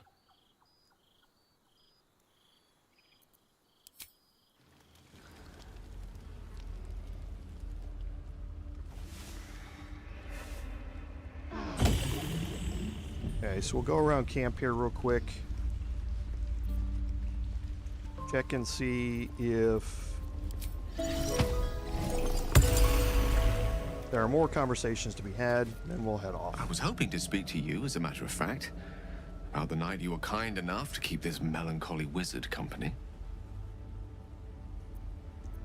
I wanted to thank you. I was sinking into a dark place, but you reminded me there is still light in the world, if I should care to look for it. You may well have prevented me from doing something very rash in the near future. I count myself lucky to call you a friend. Careful. I may just take you up on that. Okay, so nothing new here. Have we... We'll see. I don't think... Well, we'll check Arabella here real quick. I don't believe it. They can't be. Breathe, child. Resist not the winds of change. Let them carry thee. No.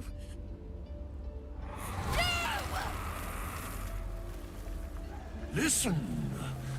Dost thou not hear it? Where creation meets ruin, where morning meets midnight, the root of all being. Balance. They're dead. I can't. Balance. Your very soul is tangled in shadow. Arabella's magic, wild as cursed briar. Her talent is now yours, too. The girl must learn the ways of the arcane, but she shan't remain here. The weave knows her purpose. It will guide her plainly, if she listens. Arabella holds a power beyond reckoning, that of the decaying forest and the seedling that bore it. But it is unbalanced. Her yoke is already heavy. If she walks thy path, it will surely break. Arabella will depart once thou dost leave these accursed lands. She will find her way safely. Thus, it is fated. Bowman, you're making me leave. Fear not, girl. Abandon not the weave, and it shall not abandon thee.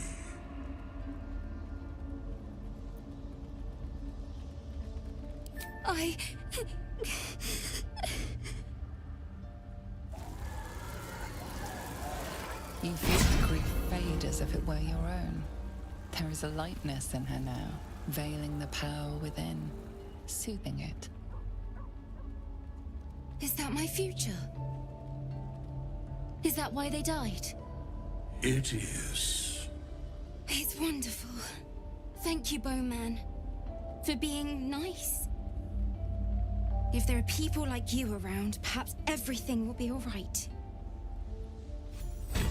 Okay, so the first time that you take a long rest and you talk to Arabella, whoever talks to Arabella can get this reward. Okay? And that reward comes in 2 parts. The first is she will give you the Shadowblade Ring, which comes with the Shadowblade spell. We'll talk about that a little bit more here in a second. But the second is she will give you an ability that is a Shadow Entangle. We saw her use this in the cutscene where we first saw her out in the graveyard, where we can cast this upon shadows and undead creatures to entangle them. The entangling surface can affect any creatures who move through it. This is especially useful against undead, who normally don't have a high strength save. And like I say, whoever talks to Arabella can get this buff. So you don't have to have it on your main character, you can have it on anybody else as well. Now, the ring that we picked up, the Shadowblade ring, this ring can be glitched out. As far as I know, they still haven't patched this, the exploit for it. What you can do is, this allows you to cast once per short rest the Shadowblade spell, which gives you a short sword that deals 2d8 psychic damage. Okay? If you use the sword to attack a target that is in dim light or darkness, you make the attack roll with advantage. Now, this is a concentration spell. However, it doesn't have to be utilized that way. And the way to go about doing it is you put this ring, you get a hireling, you put this ring on a hireling, you have the hireling cast Shadowblade, and then you trade that Shadowblade to your other character through a very specific way. Meaning you drag your weapon into their weapon slot, and we've seen that before. It swaps the positions of the two. It doesn't unequip the Shadowblade and put it in their inventory. It swaps it between the two characters, which you're not supposed to be able to do with Shadowblade. Because it says at the bottom the blade can be unequipped and equipped again, but it must remain on the spellcaster's person. That is the way, using, a glitch in the game, to get that Shadowblade onto somebody else. Now, you can actually use that, have that same character that has the Shadowblade spell, not the actual spell, not the spell from the ring. That same hireling can cast then the Shadowblade spell, and it will end the concentration on the first Shadowblade, but that Shadowblade is no longer in their inventory. It's in your other character's inventory, and it doesn't disappear. Then a new Shadowblade will appear in your hireling's inventory, and if you have dual wielding character, you can take the offhand weapon and swap it again.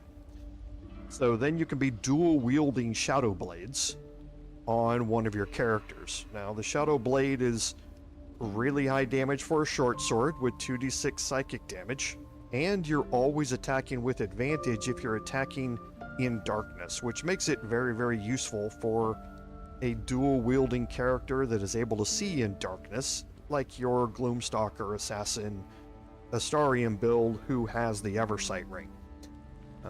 I tend not to exploit the game that far. I mean, there's cheese that you can do that I'm showing you in here. This is one thing that you can do. I don't have a build that's going to work with it though. Astarian's unarmed in this build, so having him dual wielding Shadowblades doesn't make any sense.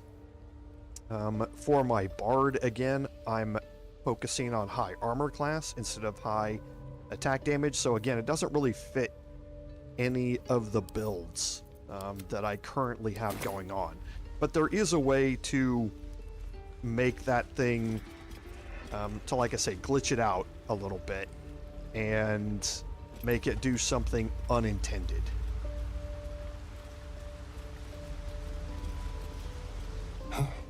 This temple certainly is grand. Well, it's a rundown bearing the weight of centuries sort of grand, which is my favorite kind, incidentally. Okay, so we'll just quickly go around, have our conversations. Something in the air down here. It's like this place wants to be forgotten.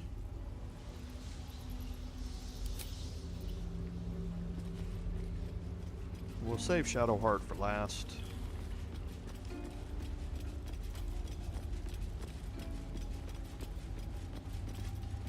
Shar's domain indeed.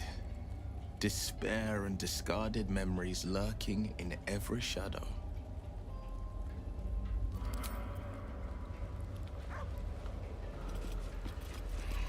Even when the faithful abandon them, sacred places do not lose their power. Be on your guard. Okay, Nathaniel's here. Ketheric's soul still nourishes the shadows. Destroy him, so the land may heal, so that I may heal.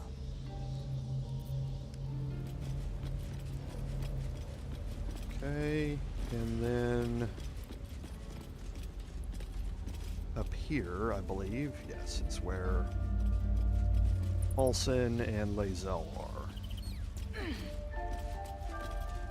A temple dedicated to Shar. More than a temple, perhaps. A proving ground. This must be where Ketheric Thorm grew his dark-cloaked ranks.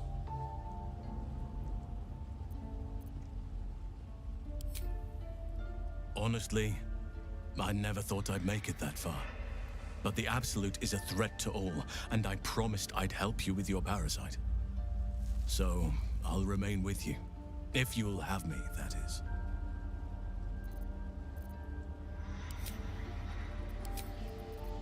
Okay, and last is Lae'zel. Well, second to last, I guess, with Shadowheart. Shar's spirit lingers here. The air's thick with lies and trickery. Alright, so let's go down and talk to Shadowheart. This is her domain, after all.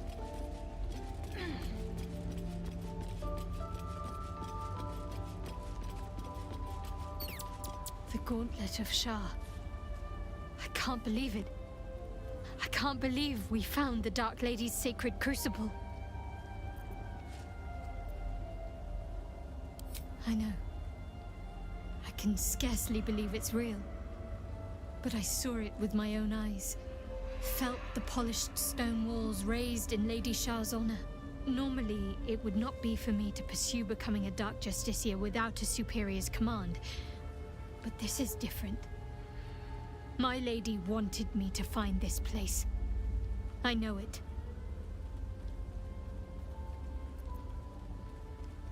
Overwhelming. Worship of Lady Shar is usually discreet by nature. Her holy sites have to be modest, well hidden. But that place... I never knew such grandeur had been built in her honor.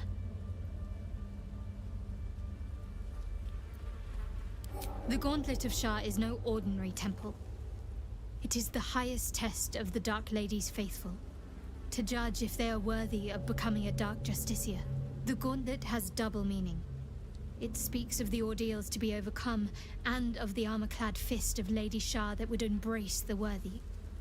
Survive the crushing gauntlet, and be embraced by the Night Singer at its very core. The old ways were lost over time. Now some claim the rank simply by killing a single Selûnite. But before, they were a true elite.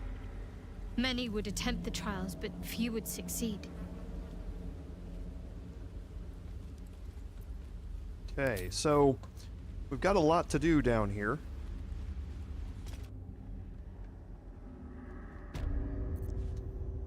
Okay, and before we go in here, let's check our gear and make sure that everybody is back where we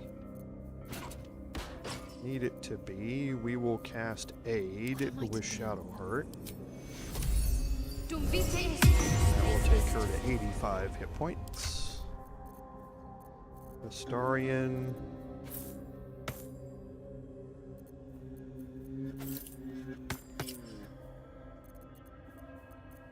We'll put back the Eversight ring. Okay, we don't need the warp tip and of intellect. We need the diadem of arcane synergy.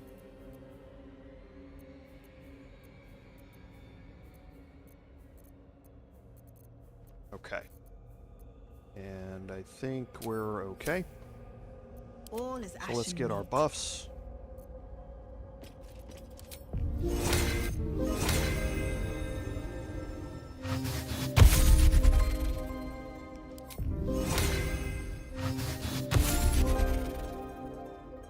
My faith will We'll guide me. have Shadow Heart.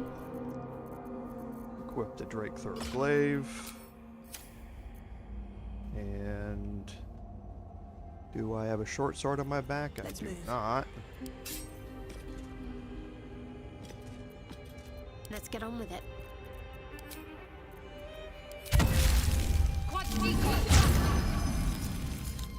Okay, and now we can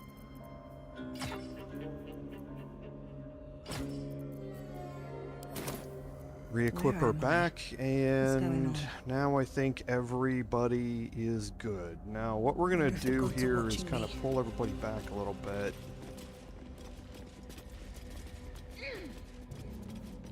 We'll put everybody in hiding.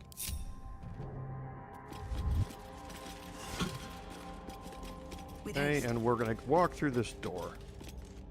Now we're gonna get a cutscene when we go in here.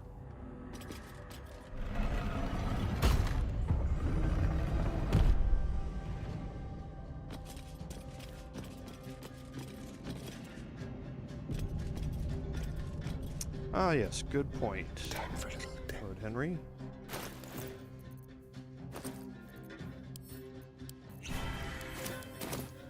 Let's get going. Walk in death.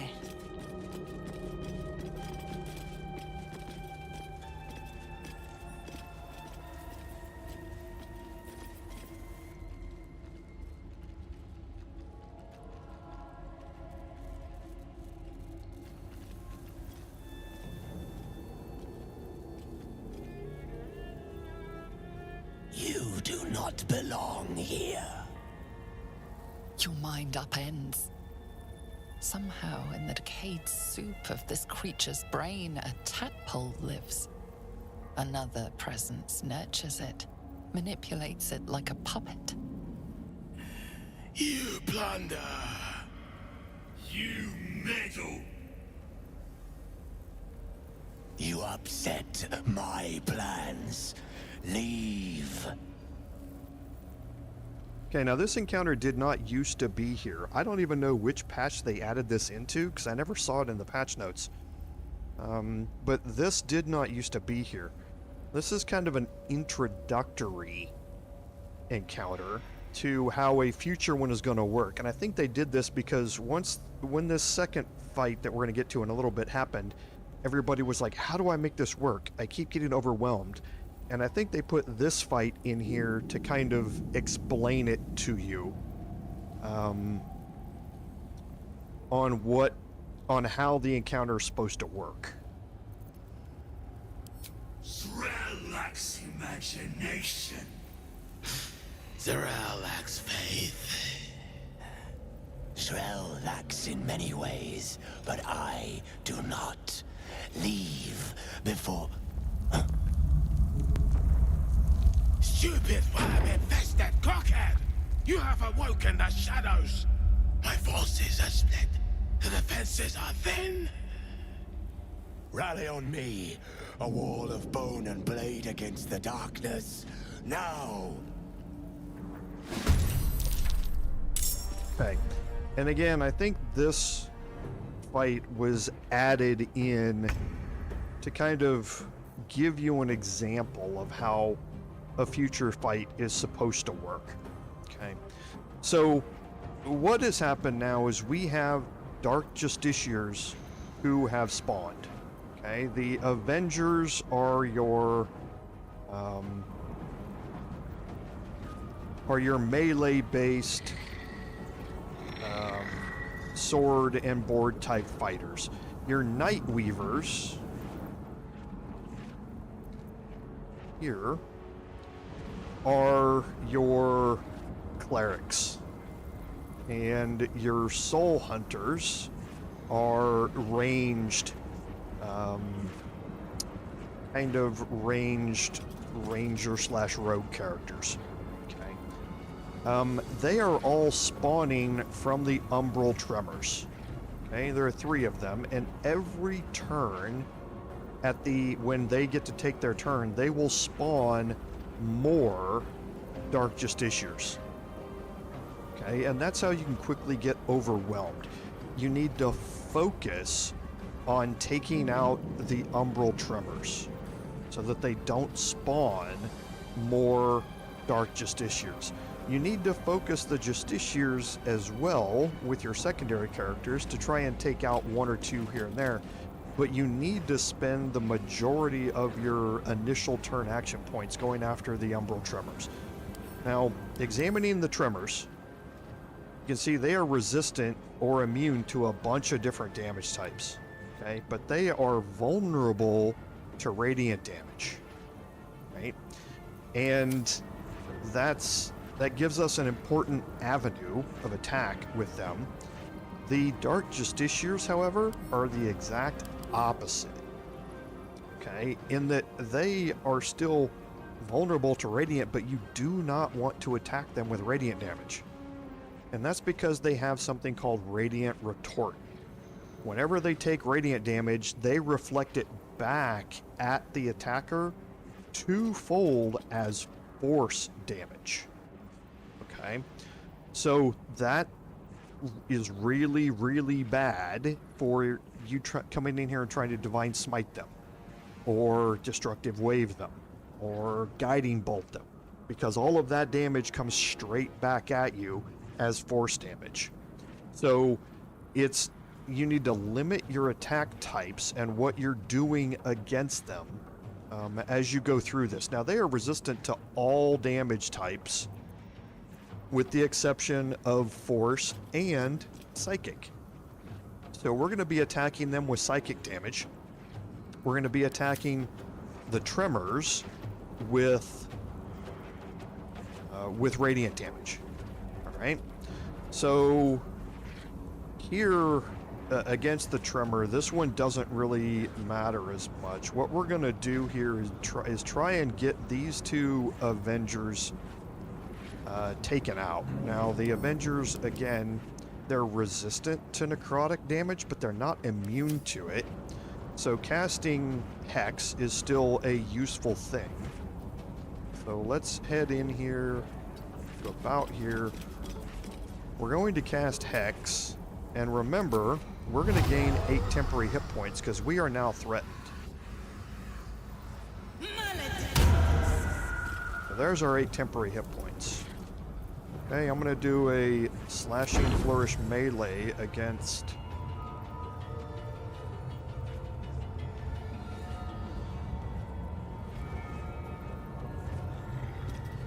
Okay. So let's do it, I guess, against the tremor here, if it's in range. Right, it was. Alright. So, you saw the damage there against this Avenger. Let's do another one, and now we should be able to target both of them.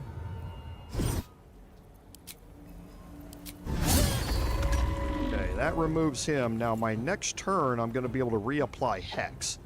And we will see if, hopefully I'll get hit here in the meantime, and I can see if reapplying Hex will give me temporary hit points back. Ready. So we're going to swap Astarion to radiant damage here, and we're not going to be focusing on the Justiciars.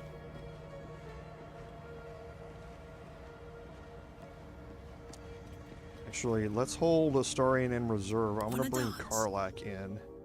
Halfling essence. To try and kill that other Justiciar.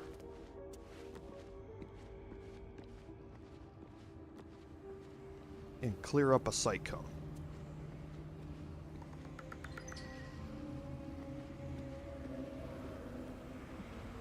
Hoping I can make a throwing attack. That's 23 hit points. That might be too much. Good idea. Okay. So she rolled well on initiative, though.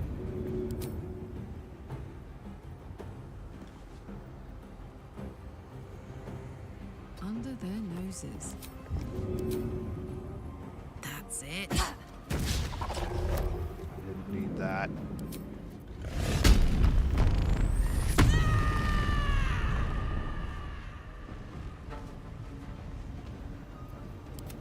Okay, so now Shadowheart's going to come in here, but Shadowheart doesn't have... I'm trying not to waste too much action economy. Better tread carefully. But I guess if I have to, I have to. She does not have a lot of ranged abilities that are not radiant based. So I still need to take off 10 hit points here. So my firebolt, this would give me a 50-50 shot, and it's only a 50 of rolling enough damage to kill, and it's only a 50% chance to hit.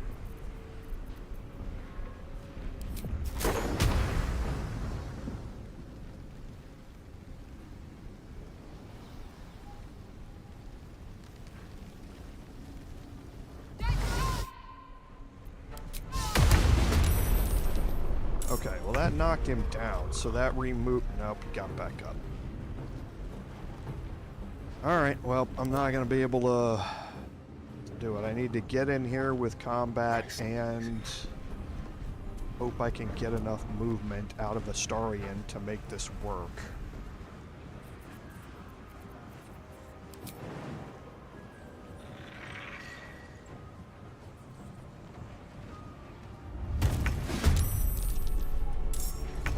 So let's attack. Let's dash first. Let's attack this Umbral Tremor. We have radiant damage on. Do. Delicious. That's gonna make me invisible. Now I can move over here. Keep them guessing. And attack this one with my second attack. Okay, and now I can swap the psychic damage.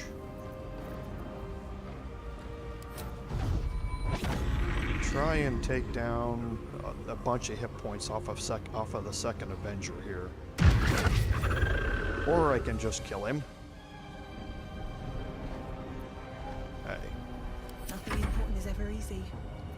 And I definitely want to get threatened with the Soul Hunter. They're ranged, so this will give them disadvantage on a ranged attack. Let's end this.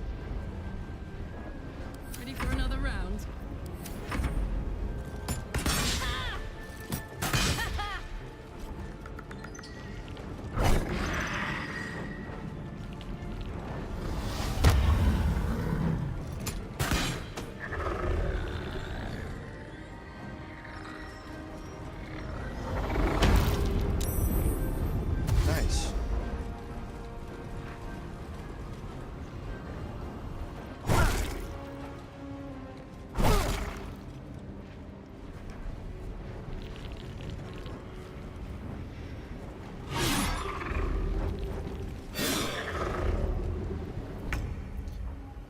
So I didn't get hit.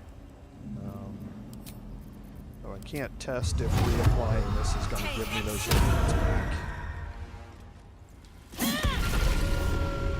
Oof. It's so hard. What path lies before me?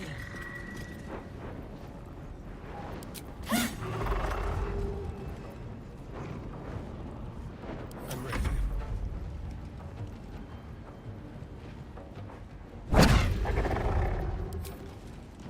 Just alternate these. Be quick.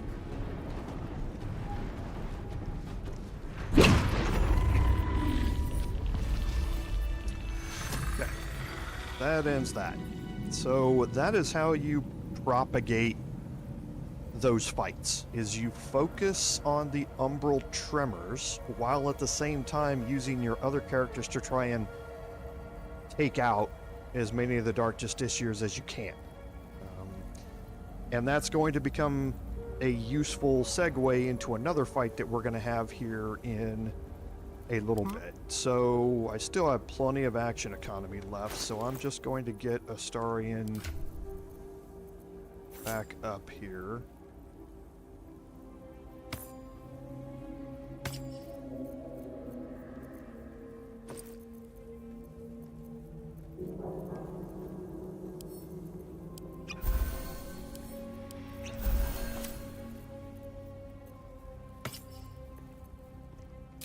Okay.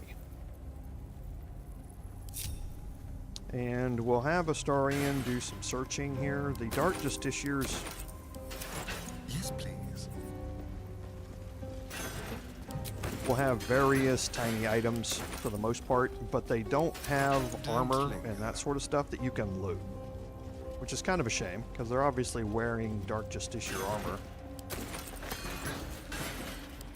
But yeah, the game says I'm not going to give you any more free armor. And there's a gilded chest behind here that you don't want to forget, because this has least expected in it. So while obscured in shadow, the wielder has a 1d4 bonus to their ranged weapon attacks. That's obviously very nice if you're using ranged weapons. However, it also comes with a weapon action, and that's Blinding Shot. So weave the lost magic of the Children of the Deep Duerra into your shot and possibly blind your target. So it's a con save. You can do this once per short rest, and it will blind the target for 2 turns. Now, I just got through saying that Shadowheart doesn't have a lot of ranged damage potential. Whatever comes, I'm ready. And right now she's using the Darkfire Shortbow to grant haste. Okay, so we have some options here. We could swap this out, swap Herald out on Karlach to use this. However, I think I'm going to leave this kind of sitting on Shadowheart for now. Oh, and I did put it in her inventory. I believe, yeah. I'm going to leave it sitting here on her. The 1d4 bonus to ranged weapon attacks is actually what's really nice about this. This is going to become a little bit more useful later on once we get into Shadowheart's progression.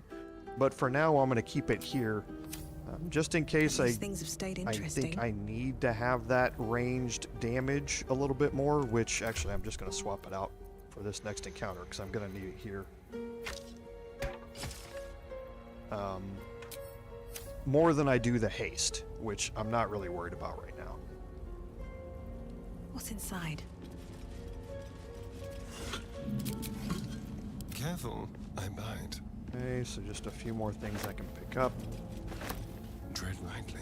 And now here, this map is split in two. As it mentioned earlier, there's a wing that has trials in it, and there's a wing that is a destroyed wing with something else in it. These are rats, by the way. This is the doorway that we went up to through the Cloaker room, right here. Going to the left will take us into that room, and that's where we're going to go next. We can go down here and look at this first, yes. So here you have a platform, and this ancient altar, when you interact with it, is going to open up an insert item slot. You can see that there's already one gem in here, and there's a spot for another one. So it's asking you to put another gem in here. And when you do, it will bring this elevator up here to this spot. Then when you get on the elevator and you take it down, it will take you down here to this spot. Now again, this elevator will ruin your honor mode playthrough. It just will. This is not cutscene based, and it's just bad news. So once we get to that point, we'll deal with this elevator in a different way. than actually trying to get on it, because yeah, it's just it's not something that you want to do in an honor mode playthrough. Let's have a look.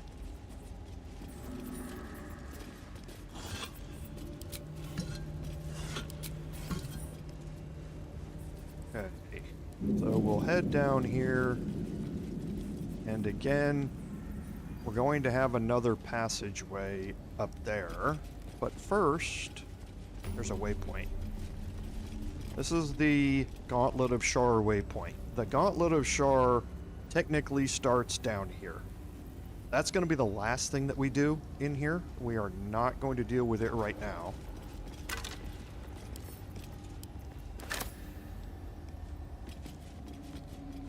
Okay, what we are going to do is bring everybody up here, put us into hiding, and break the group. Starian can pick up that torch real quick. Turn this brazier off. Let's not get caught off guard. Me, I'm going to come out of hiding here These boots have seen and everything. walk up into this room.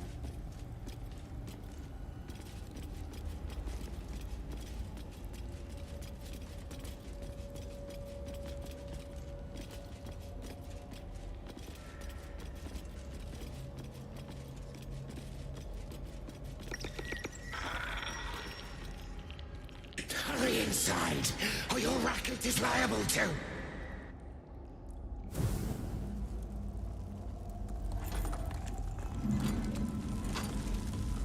Rancid donkey scrotum! The quakes herald the shadows. It's already too late.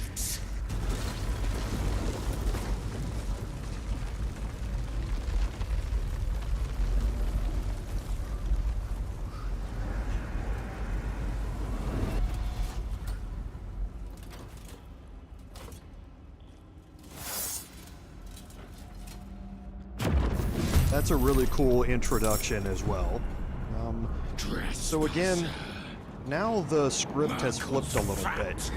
We don't have a bunch of Justiciars and a few Tremors. We have a bunch of Tremors and only one Justiciar. So, and this is not the only round where Umbral Tremors are going to appear, right, on the battlefield. So we really need to focus here on getting rid of the Tremors. And the way that you look at that is by determining whether or not you have pathways to get to all of them with your people who are out of combat. We're down the stairs, so we can come through here, we can come through here, we can get to this one without triggering anything. We can get to this one without triggering anything. This one in the back and this one here, we need to be in combat to get to. So I'm going to focus on getting rid of this one here with my Bard.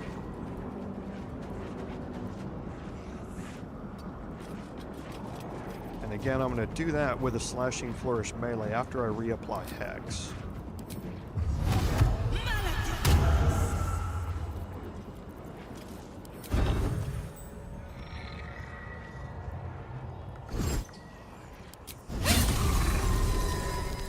Okay, so that one's done. We're just left with that one back there.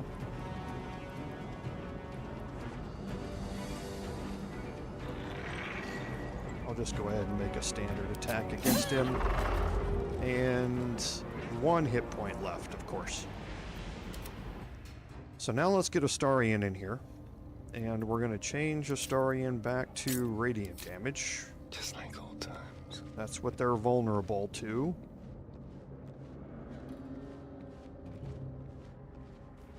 And now with Astarion, we're going to make our way to the right. Sometimes, depending upon how the duelists are facing, this will be covered up and the right side will be open. Sometimes you have to jump across here because they're facing this way. So, but there's always a way in here normally.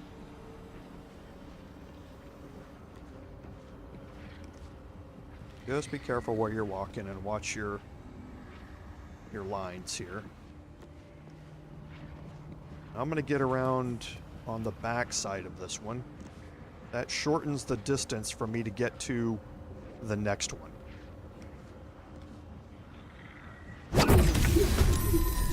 Okay.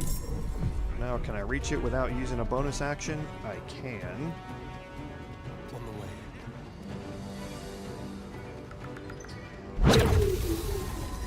Okay, and now we will change to psychic damage. We will dash.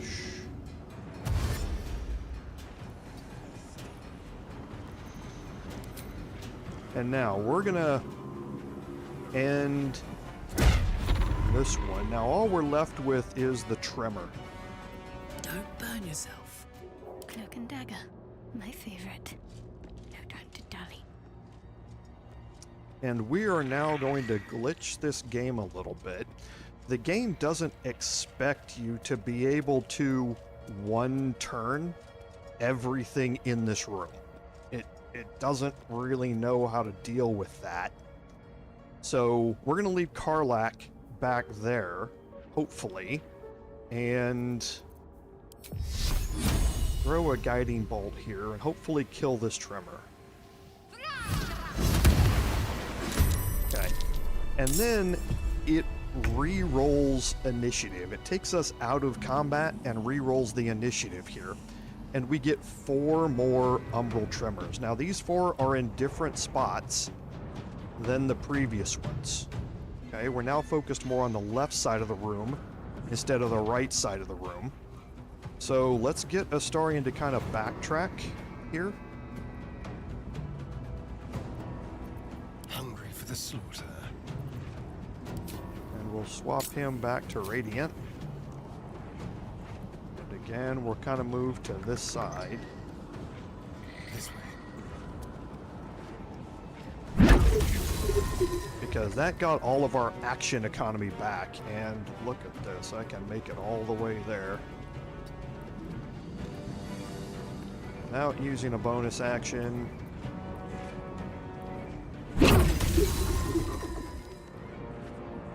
Okay, and then I have 2 bonus actions left, so I will dash. Can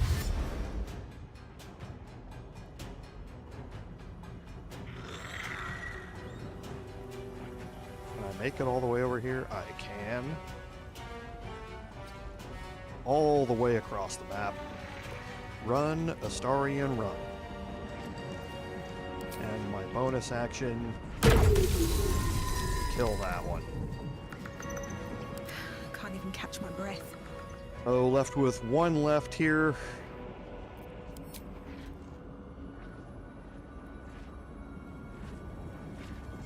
Time to press ahead.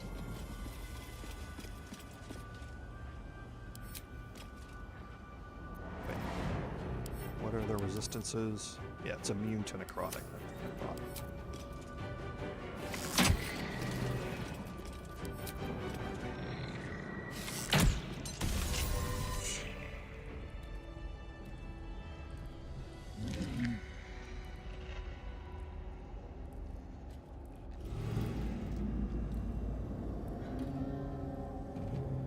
Okay, so that is the way to clean that fight up.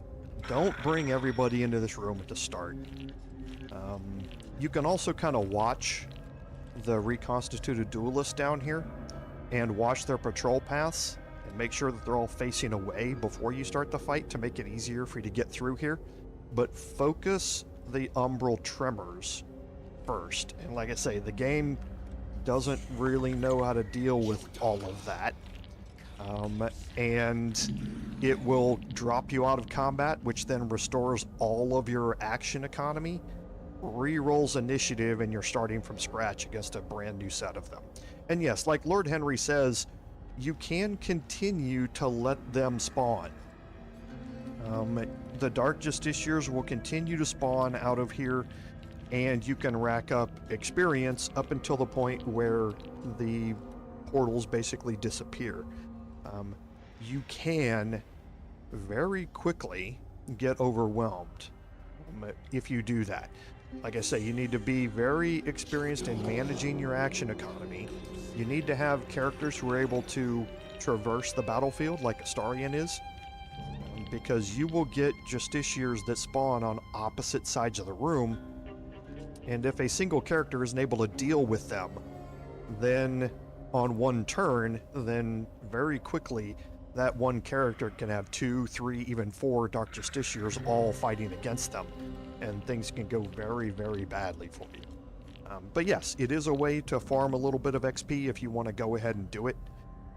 I choose to not play with it on honor mode. I have seen this room end too many runs in people's playthroughs to mess around with it. But yeah, feel free to do so if you're up, like he says, if you're up for the challenge. Okay, now this room here, a couple of things. This opens up this back room, and right there is Balthazar. There's a cutscene that spawns when you talk to him, and all of that sort of stuff. Over here on the left side of this room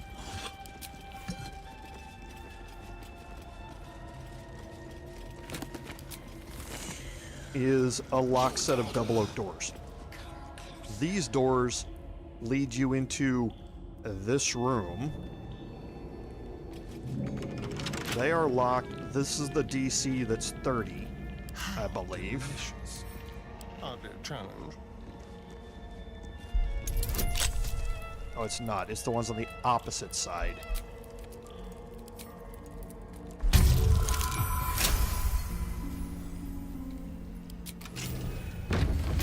Okay, so this leads you into the room that has the altar of Shar in it, back there. Keep it together. One day I'll catch a break.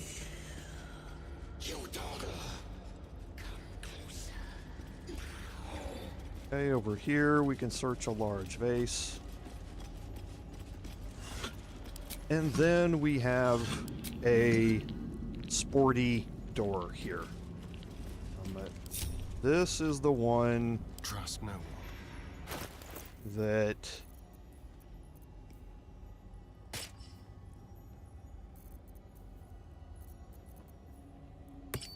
I want to have Astarion shapeshifted for.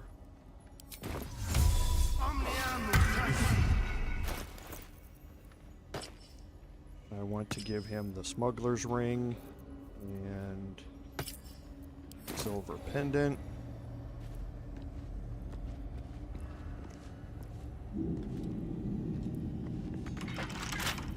A crooked touch. And the lockpick on this is DC 30. Now he's more than capable of making a 30. Right now he needs to roll a 12 to a 15 to make this work. I can add in a bardic inspiration to give him an additional 1d8.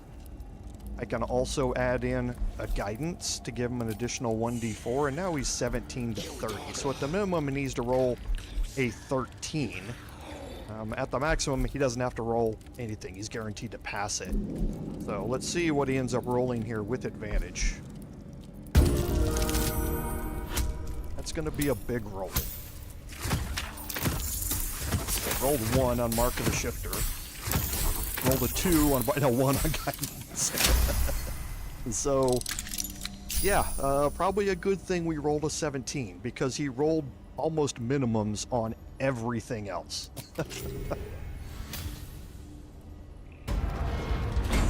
So that leads you into the vault. The vault here has a very important item in it.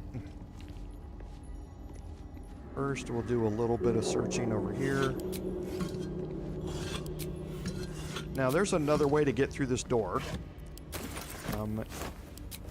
that is quite a bit easier.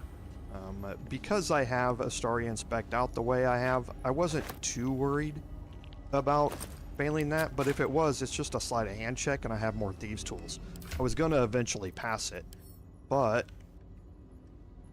you can cast Knock either from a scroll, or if you have Gale or somebody in your party that has it, you can cast Knock on it and it will unlock that door. It's just a mundane lock, so it will unlock the door immediately. Okay, so we got greater invisibility scroll. That's really nice. You have these books in here which talk about the Sharan teachings. Monstrosity slaying, meh. Another piece of infernal iron in case you don't have enough already. And the last chest is the important one. This has the Callous Glow ring. So the wearer deals an additional 2 points of damage against creatures that are illuminated. This ring goes very well with quite a few things, but with the current build that we have with Shadowheart, if she gets a radiating orb blast, that radiating orb illuminates that target, and then whoever's wearing the Callous Glow ring is going to gain an additional 2 points of damage against that target. So it can work on anybody that is affected by that, or with Shadowheart, with the Lyrthindor's light, they are illuminated by that. So if she's wearing the ring, then any attacks that she does within range of her are going to deal an additional 2 points of damage. So it's a very useful ring. Now, because of the setup that I have here, I'm using the risky ring to gain advantage, so I gain the additional psychic damage from Render of Mind and Body. So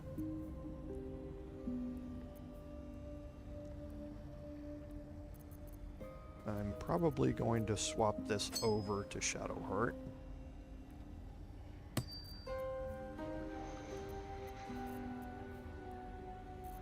But let's get Astarion back to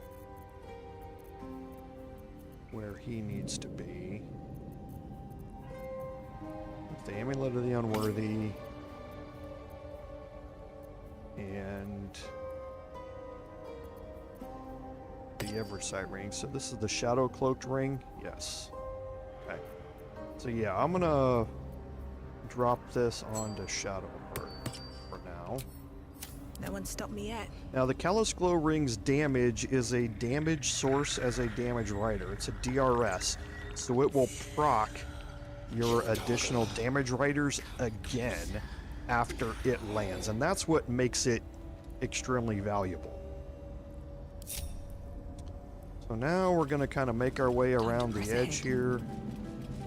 And we're going to go talk to Balthazar.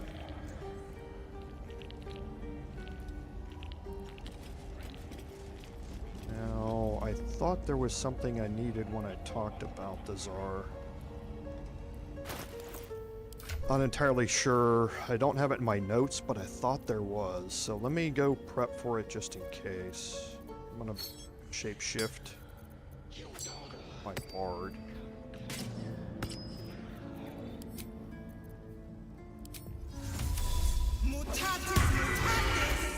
Just to gain Mark of the Shifter, just in case I need it here.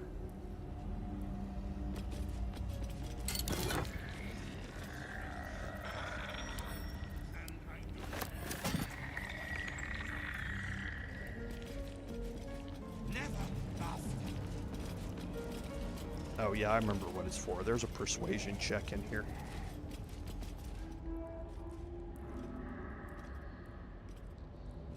Finally, we can talk face to face. Not just any true soul would have succeeded in following my path through this place. You should be pleased.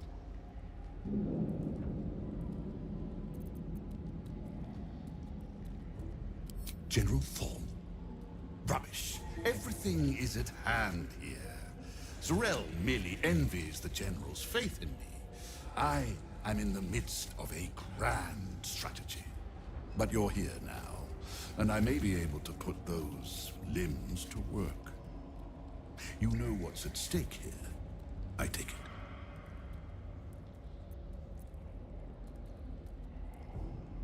General Thorm to you.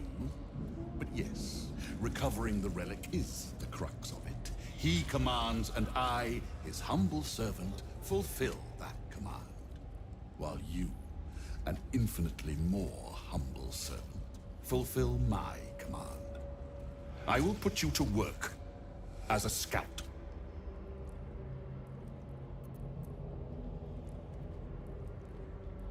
I do not need you or your help, but you are here in spite of that, so I may as well make use of you. The relic is close, but the way is barred and Shar's dead are uncooperative. Clear the path for me by blade, cunning, or whatever it takes. I will remain here until you have succeeded or fallen. I'd trust this gas bag about as far as I can throw him, which isn't far. But perhaps better to play along for now. Okay, so you have a persuasion option down here about asking for something to aid in the search. Now, I can only fail it with a nat 1 here.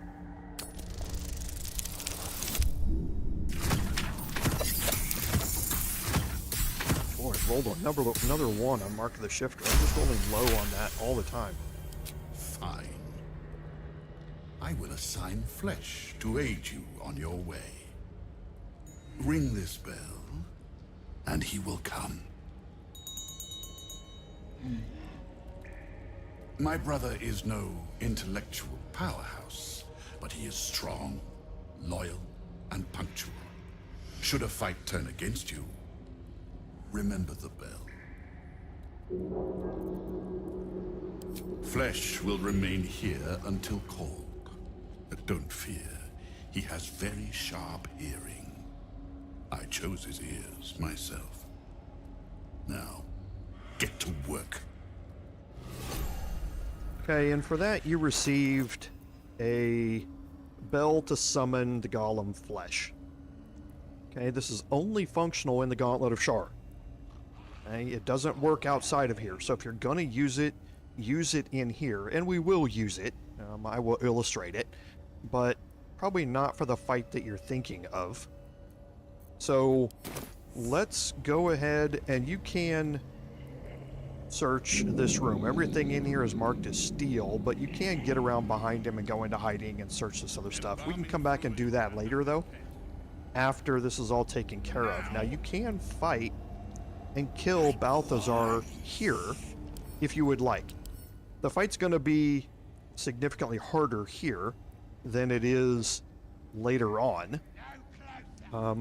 But you can fight Balthazar here if you want. He's a level 8 undead. He also has legendary actions. So his legendary action is Spectral Aspect. So he can adopt his Spectral Aspect after being struck. And that means that he has resistance to acid, fire, lightning, and thunder damage, and is immune to cold and necrotic. Creatures that hit it with melee damage become bone chilled for 2 turns. Can't be frightened, paralyzed, petrified, restrained, or remain prone. It can also fly while in this form. There are damage types that work against him in that Spectral Aspect, and that is Force and Psychic. So you do not have to necessarily worry about him being in the Spectral Aspect form as long as you are focusing on damage types that work against him. Now, he's not an easy target to deal with here because you also have to fight Flesh in this location. He's also surrounded by some ghouls, which again can paralyze you, which is not fun. He has alert no matter what, so he can't be surprised. His second legendary action, though, is the real problem for him, and that is the Dead Waste. So once per round when a creature dies, Balthazar can use his legendary action to create a necrotic miasma where it fell that heals undead for 4d6 hit points and deals 4d6 necrotic damage to living creatures at the start of their turns. So this is an AoE necrotic damage spell that heals undead and damages you. And this is where the problem kind of comes into play, is that you need to focus him first. If you start killing his minions, he's going to pop up the dead wastes wherever they die. This is what we dealt with Oliver in his fight.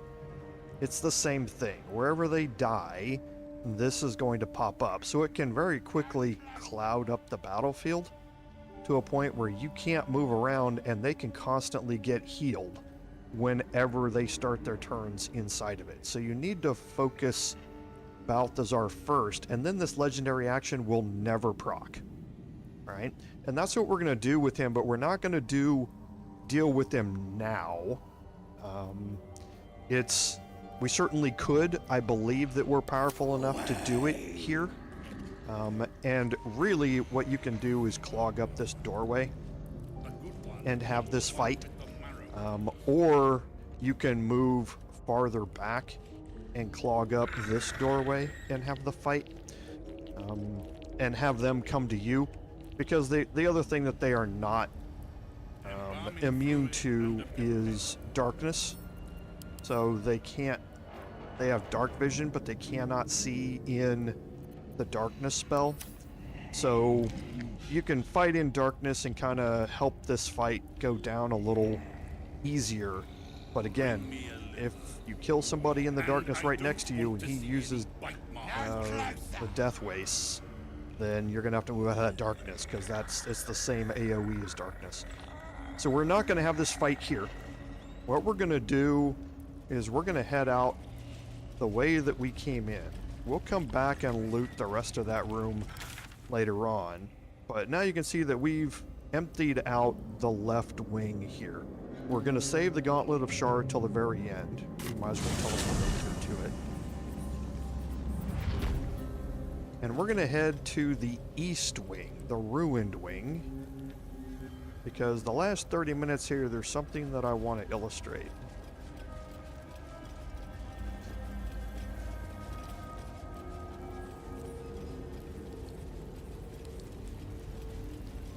So here's a displacer beast. Now anybody who's from tabletop will love this.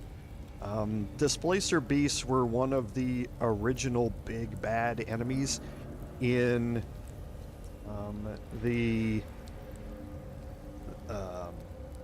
advanced Dungeons and Dragons, and then the 3 rule set, the 3rd rule set. So seeing them in the game here is just really, really cool. This doesn't explain all the stuff that they can do, but we're going to head down here, and the Displacer Beast is going to run off.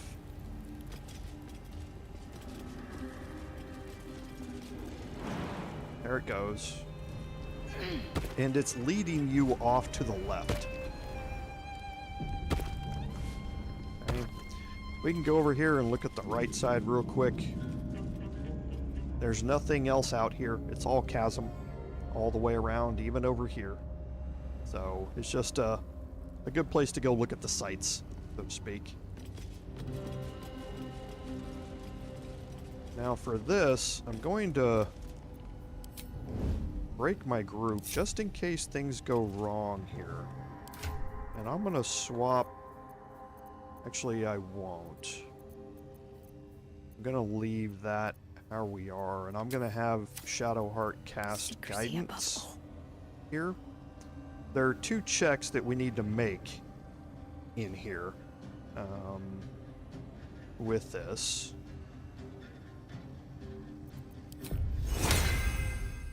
Quiet as a mouse. Never wanted the easy path. There's the Displacer Beast again. It's going to run into the room, and it's just begging you to follow it. We're going to. But you should never do that in Dungeons & Dragons. There's the perception check.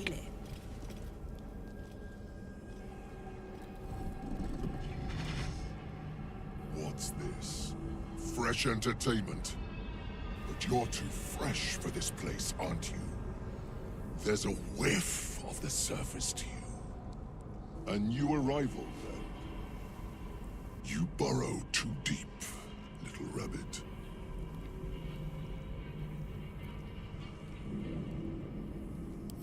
don't talk to prey.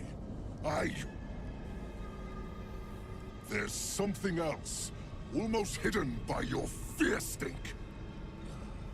Cherries. Musk. And sulfur. Raphael! I can smell him all over you. Where is he? That perfume trickster swindled me. Trapped me. Okay, now there are multiple ways to play this encounter out. The first one is you can just attack him. However, if you're going to attack him, it's best to continue the conversation here a little bit, because you can pass some persuasion checks to make that fight significantly easier. But here, we're going to go with this option here. Where is he? Spit it out. Now!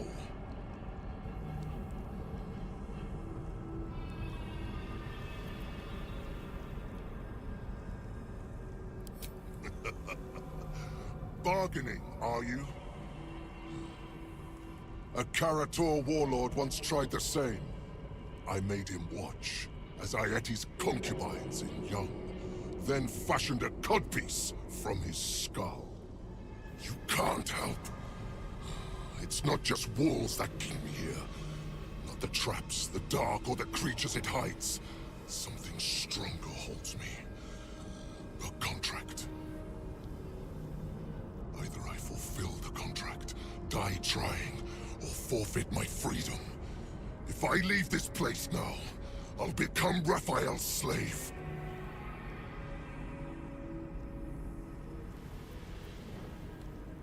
Okay, we have a warlock option here. We also have a bard option.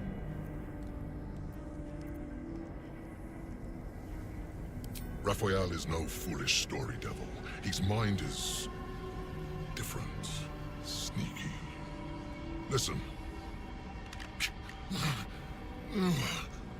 Spill all the blood sworn to the night. Silence all prayers. Smother each rite. Wander Shar's halls, hungry to slay.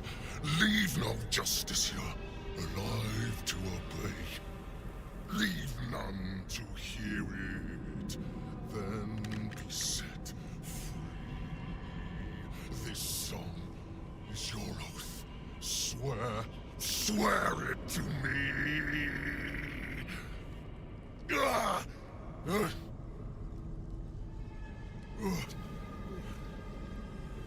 Well, that explains where all the Dark Justiciars went.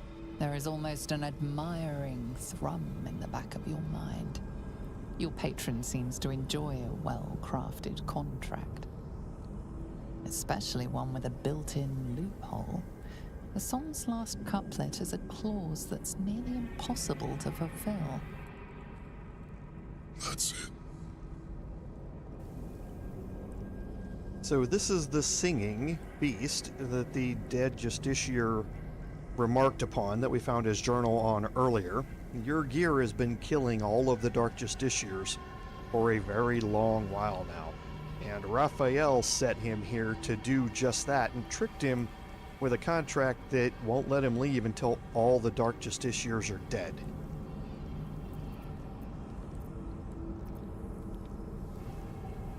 Asking why doesn't get me paid. Hunting and killing does. Raphael mentioned something about an Asima. Meant nothing to me. I did my part. I filled these halls with ghosts.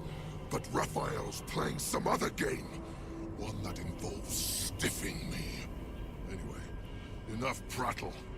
The lyrics are clear. All who hear the song must die. Time to die. Okay, and here's where this can go different ways. Okay, so you have a persuasion option here to let you search the rest of the temple for maybe a way out of his contract. Okay, the second persuasion option here is a way to help make the fight against Yurgir significantly easier if you choose to have a fight with him. Because in this case, he said that everybody who hears his song must die. Well, his followers up here, which is a bunch of Maragons, have heard the song, so they need to die. So you can convince him to basically kill them. And he will do that. Then when that is done, and we have a bard option here. This one is, the bard option gives us persuasion or advantage on that attack, or on that check. After he's done that, you will have an option to convince him to kill the Displacer Beast also. And again, once that's done, it can make the fight one-on-one with you and Yurgir, and you still get all the XP that you would get for killing them in combat. So it's an easy way here to get a bunch of XP and make the fight quite a bit easier. I'm going to go with this first one here, however. It's a DC 16. There's our nat 1. I even knew it in my head before I saw it. It was about time that we rolled it, and I said, we haven't used an inspiration in a while. I said this in my head. We haven't used an inspiration in a while, so I've still got plenty of them. Go ahead and roll another one for me. That's tried.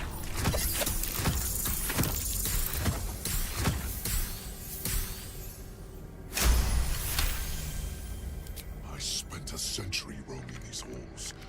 I spilled every drop of Dark Justiciar blood that there was to spill. And you think you can do better? Go on then. I'll enjoy watching you fail.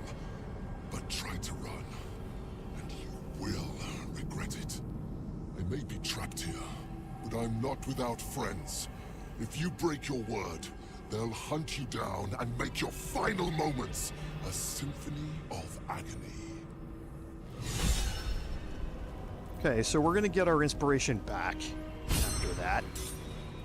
And now we have a couple of things that we can do. First, Yurgir's here, but the Maragons are coming down. One of them is a little special. Oh, he's got a different name. I have something to ask.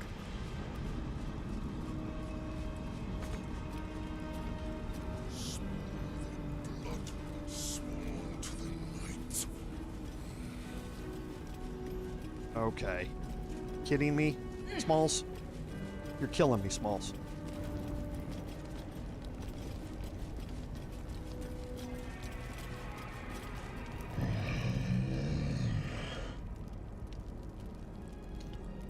Okay, so you can trade with him.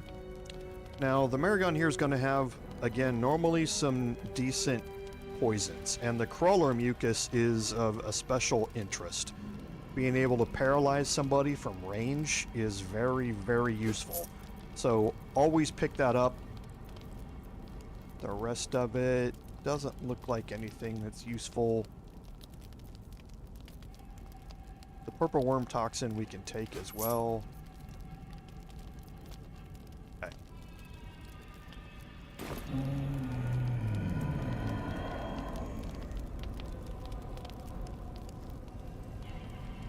Okay, so there is a detect thoughts option there.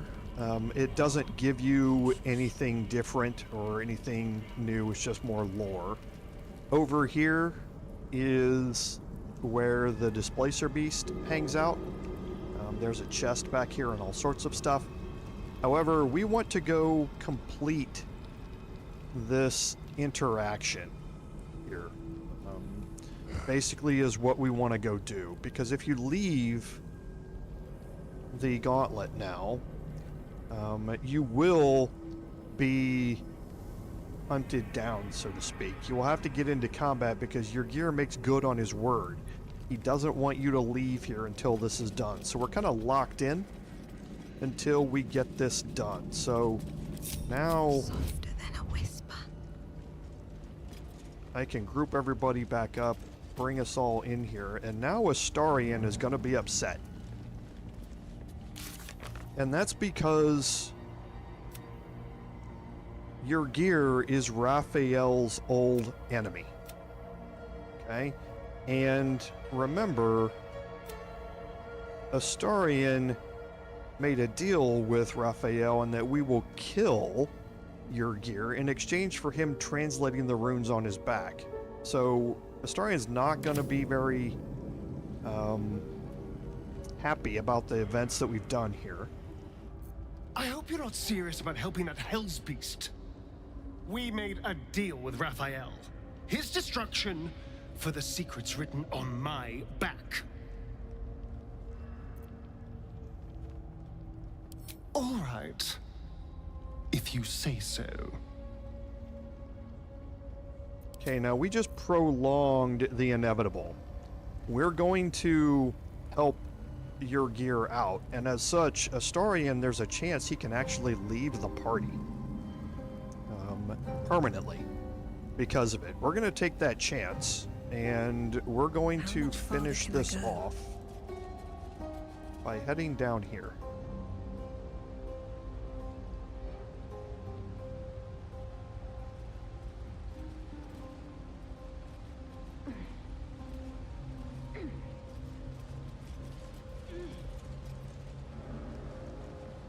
Okay, so we're going to put everybody in hiding. We're going to split the group.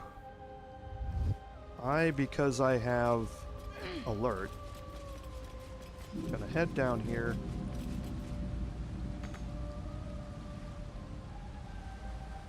Have to keep going. Jump across here. Before I head down here, I'm going to bring Shadowheart with me. I'm ready.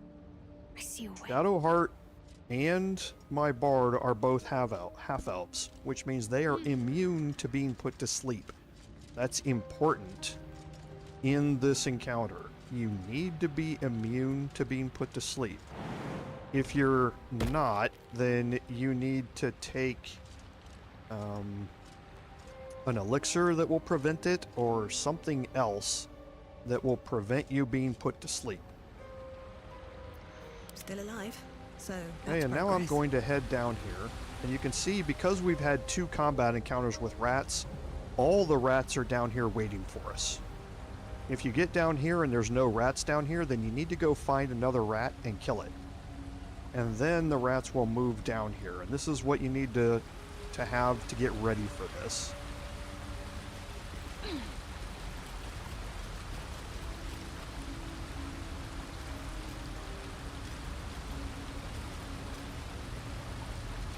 I pleaded, I bargained, I warned. You didn't listen. You made me remember again, hurt again. I am coming for you. All of me.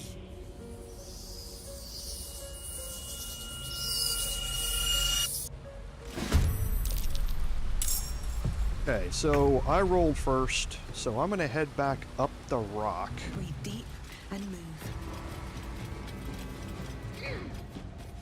I'm just going to position myself right here in the middle. Okay, now there are no detection cones up here.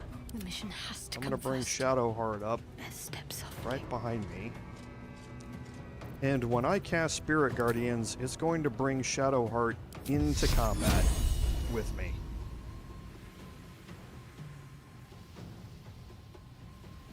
I'm thinking of something. Yes. Okay, and now I can just end their turns. Sometimes the only way out is through.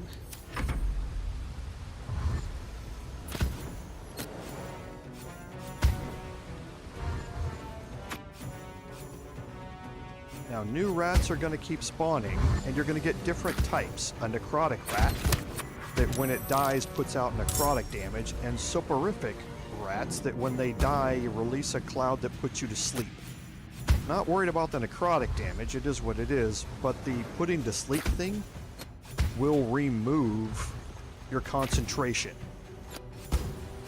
Okay, so you definitely do not want to have Spirit Guardians cast with somebody who can get put to sleep, because if you do, then you're going to lose concentration and it's going to go away, and then you have no protection against any of this.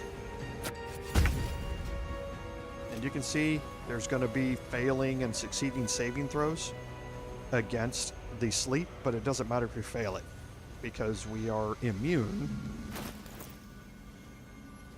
because of our Fey ancestry. Magic can't put you to sleep. Alright. So now we can again just end our turn. Ready.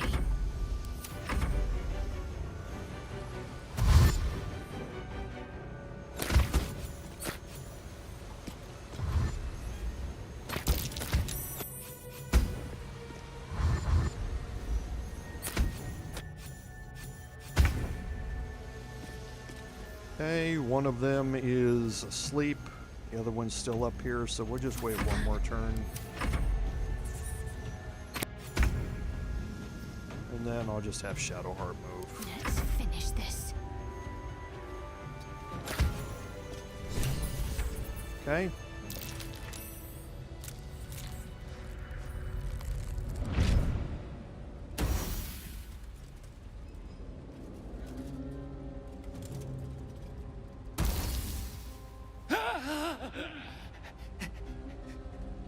These hands, too big. Where are the others? Where's the rest of me? You! Why did you have to keep prying? Why couldn't you just leave? Lyrthindor, last Dark Justiciar. I kept watch over Lady Shar's temple. Kept the faith alive after all the others were killed. But you ruined it. Trespassed. Spoiled my secret. Now, you will rot in the dark.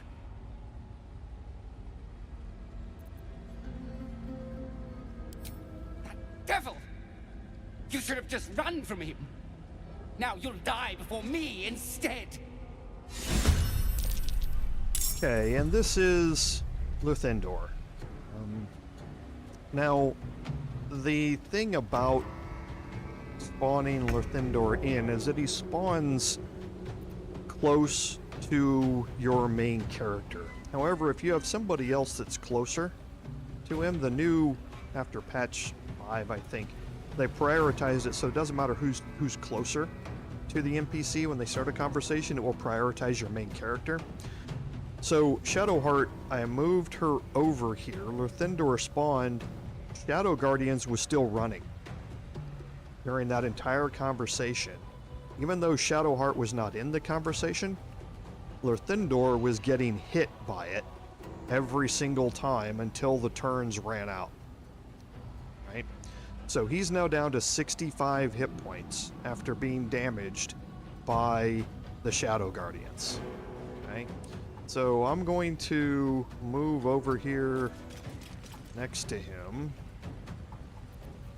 And we'll do a mobile flourish.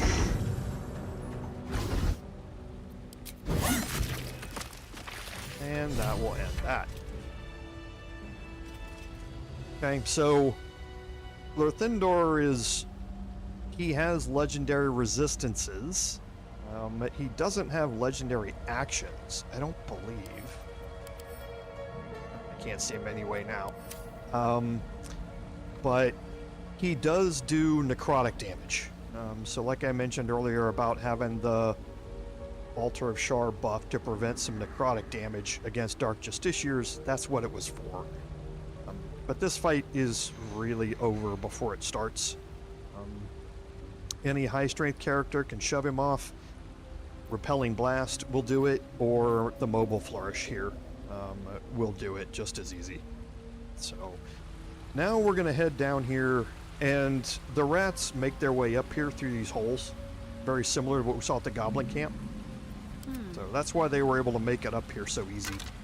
So this upper platform is not a safe area for you. The rats down below can make it up here really, really easily. What might you be hiding?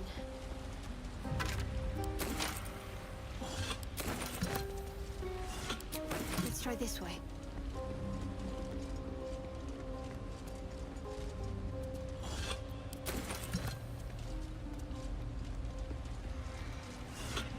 Okay, now you can see there's another pathway up here. This leads you into the end of the Gauntlet of Shar. This is the library. This is the elevator that leads you up to where you start the Gauntlet of Shar. I'm not going to go up here. There's no need for me to explore that right now. So I'm going to head down here and search Lyrthindor. They should all be running. There's no searching the rats. They're all gone. He reabsorbed them into himself. Lyrthindor has the Justiciars' Great Shield, which standard Great Shield with Shield Bash has advantage on perception checks, so we can get rid of the Sentinel Shield now because this also has Darkness Cloak. So once per short rest, you can create a very localized 2-meter cloud of darkness around yourself and immediately attempt to hide. It's like a personal darkness spell for that. And it also comes with the Justiciar Scimitar. So if you attack with advantage, you have a chance of blinding your target. Now, blinding, again, is incredibly useful. Attack rolls against the blinded target or the creature have advantage. So that means that anybody who attacks it can attack with advantage. Now, I would be giving up an additional set of psychic damage from the Render of Mind and Body that I would not be getting with the Justiciar Scimitar because of attacking with advantage in exchange for giving advantage to all of my other party members to anybody that I attack and blind with. Okay, so it's a really good weapon, but it's more of a party support weapon than a direct damage dealing weapon. It also comes with a weapon action, which is really nice. That says Shadow Soak Blow, and this helps get back that 1d8 psychic damage that you lose from Render of Mind and Body. However, you only get it on one attack once per short rest. The thing about Shadow Soak Blow is, one, you add your proficiency bonus to the damage, which right now is +3. That will go up to +4 here in a little bit. If the attack hits, you deal 1d6 psychic damage, which is less than the 1d8, but I'm adding my proficiency bonus, which more than makes up for it. The main thing about this, though, is this attack does not break concealment. That means that you can start off your attack, especially with your Gloomstalker Assassin. You can sneak up behind somebody. You can attack with this. It's going to start combat, but you're going to remain in hiding. You are not going to come out of hiding, which means all the rest of your attacks that you make now are going to be you're going to start from hiding, so you're going to have advantage on that first attack, whereas you normally wouldn't. So that's the weapon action here.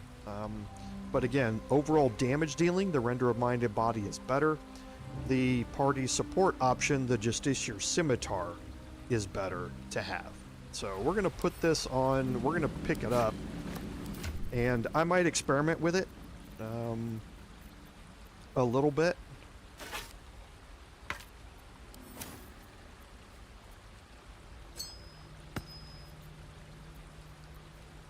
So we'll kind of play around and see.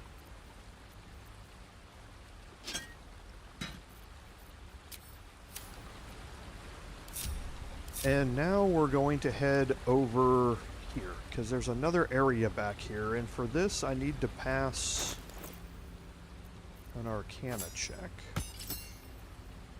A long way to go still.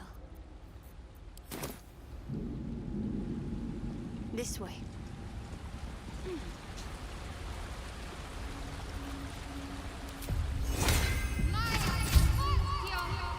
I don't have to pass this. What now?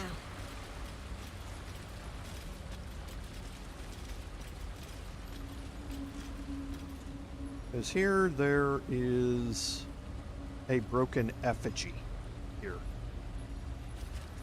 A ritual circle. Seems to be infernal in nature. Okay, now if you look at Break Yurgir's contract, we learn that we have dealt with the last Justiciar whose body had disassembled into a swarm of rats. Yurgir's contract can now be ended. So this is why his contract was never over, was because there was one Justiciar who had transformed themselves into rats that he wasn't able to kill. However, if we read the book here, you find out that the last Justiciar was afraid of dying down here, and Raphael convinced him that he could remain alive if he split himself into a whole bunch of rats, and that would keep him from death. And then Raphael made the deal with Yurgir to keep him locked away down here and kill all of the Dark Justiciars so that Raphael could find an Azamar. So Raphael set this elaborate plan in place to never allow Yurgir to break his contract by making a contract with Lyrthindor to break him into a swarm of rats, so that then Yurgir would have to stay down here and just kill all the Dark Justiciars and open up the pathway so that he could go find the Night Song. A bunch of people trying to find the Night Song. Balthazar, myself, Leroican, and now Raphael as well. So, This speaks sneaky. of magic that can divide someone into many. Many what? Shouldn't expect anything different from Raphael, basically.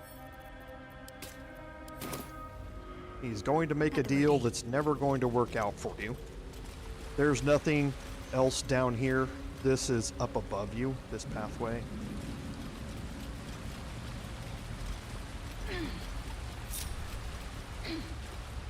So we're going to head back up.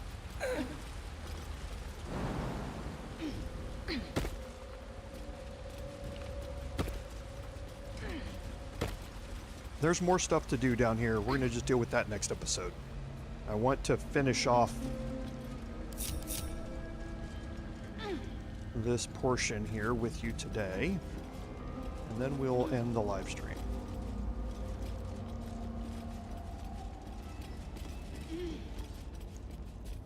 Okay. Now here, again, you want to be prepared for this. So I'm going to... I can't use Bardic Inspiration on myself, but make sure that you have Mark of the Shifter on. I'm going to equip the pendant just in case. When the conversation happens, Shadowheart's not near me. And I'm going to cast Enhance Ability on myself for charisma checks to give myself advantage. Let's go talk to Yurgir. I should speak up. Wait. Quiet. It's gone. The song is gone. The contract is completed.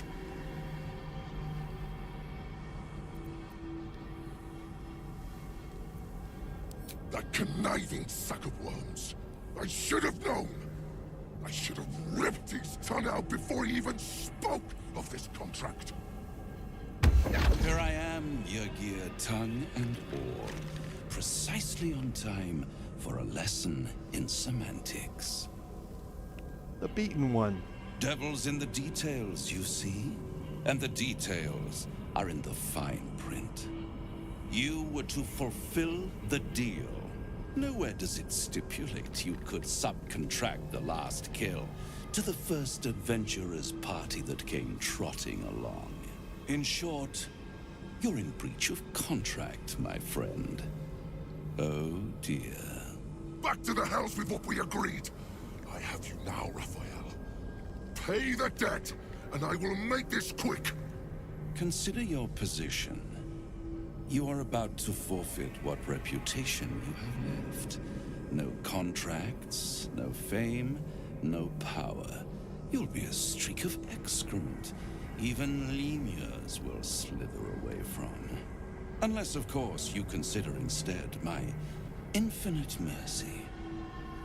A new contract, a chance to balance the books, Not to mention a welcome change of scenery. Bastard! Fine.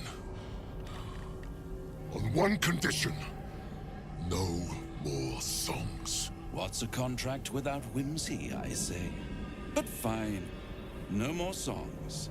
Now, off to the House of Hope for cocktails and canapes, and a brand new signature on a brand new deal. But first, it would be only befitting if you reward your subcontractor.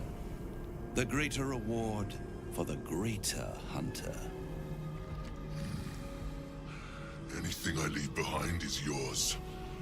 Pick over it however you like.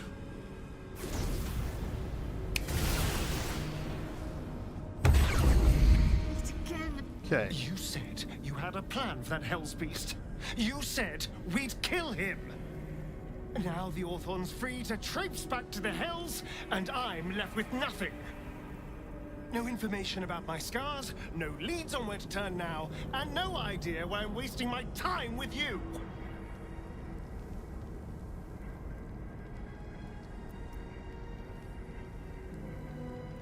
Of course, you should have listened to me. But you didn't. And now I have to deal with the consequences. Okay. And here we have a persuasion check to make. Otherwise, Astarion can end up leaving. We have a deception check, or a persuasion check. The deception check is because of our warlock here, so that gives us advantage on it because of the warlock's no devils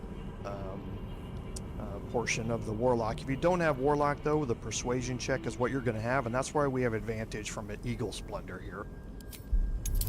This check is a 14. Okay, so I can only fail it with a double nat 1 here.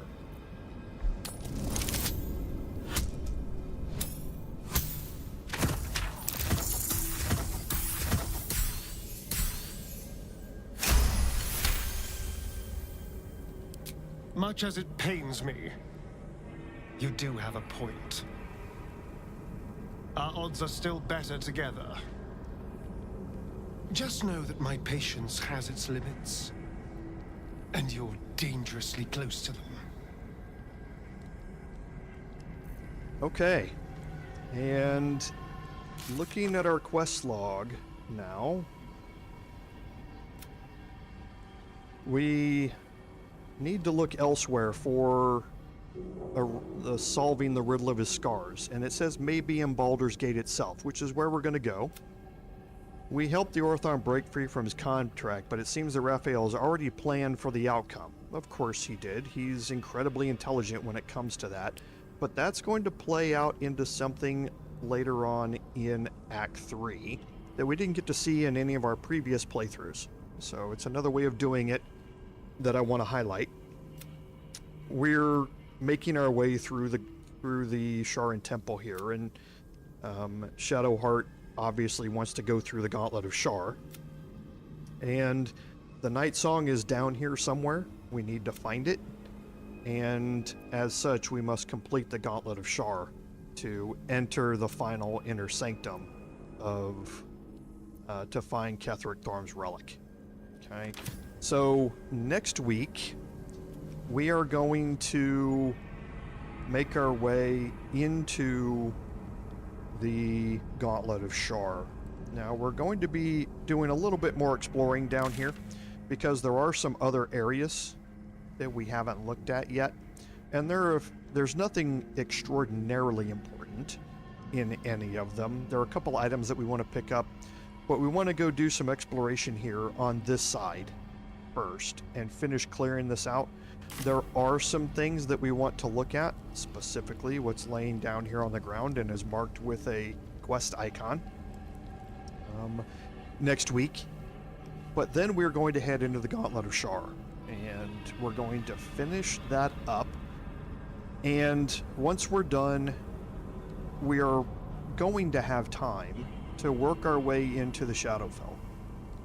The Shadowfell is where this game can take a very dramatic turn, as we saw in both of our previous playthroughs. So in honor mode, again, there's no going back on any of this. So I have a way that I want it to play out. We will see, however, if that's going to work. And to know that, you're going to have to come back next week. So next Saturday in the morning, pay attention also to an announcement about streaming of Dragon Age Veilguard and whether or not that's going to happen, and the time at which it's going to happen as well. So, as always, thank you all for being here. I really appreciate all of the comments, and again, as always, thank you all for reminding me about the stuff I always forget. I really do appreciate it, because, as always, without your support, none of this would be possible. This is Commander Jorval saying, until next time, fare thee well.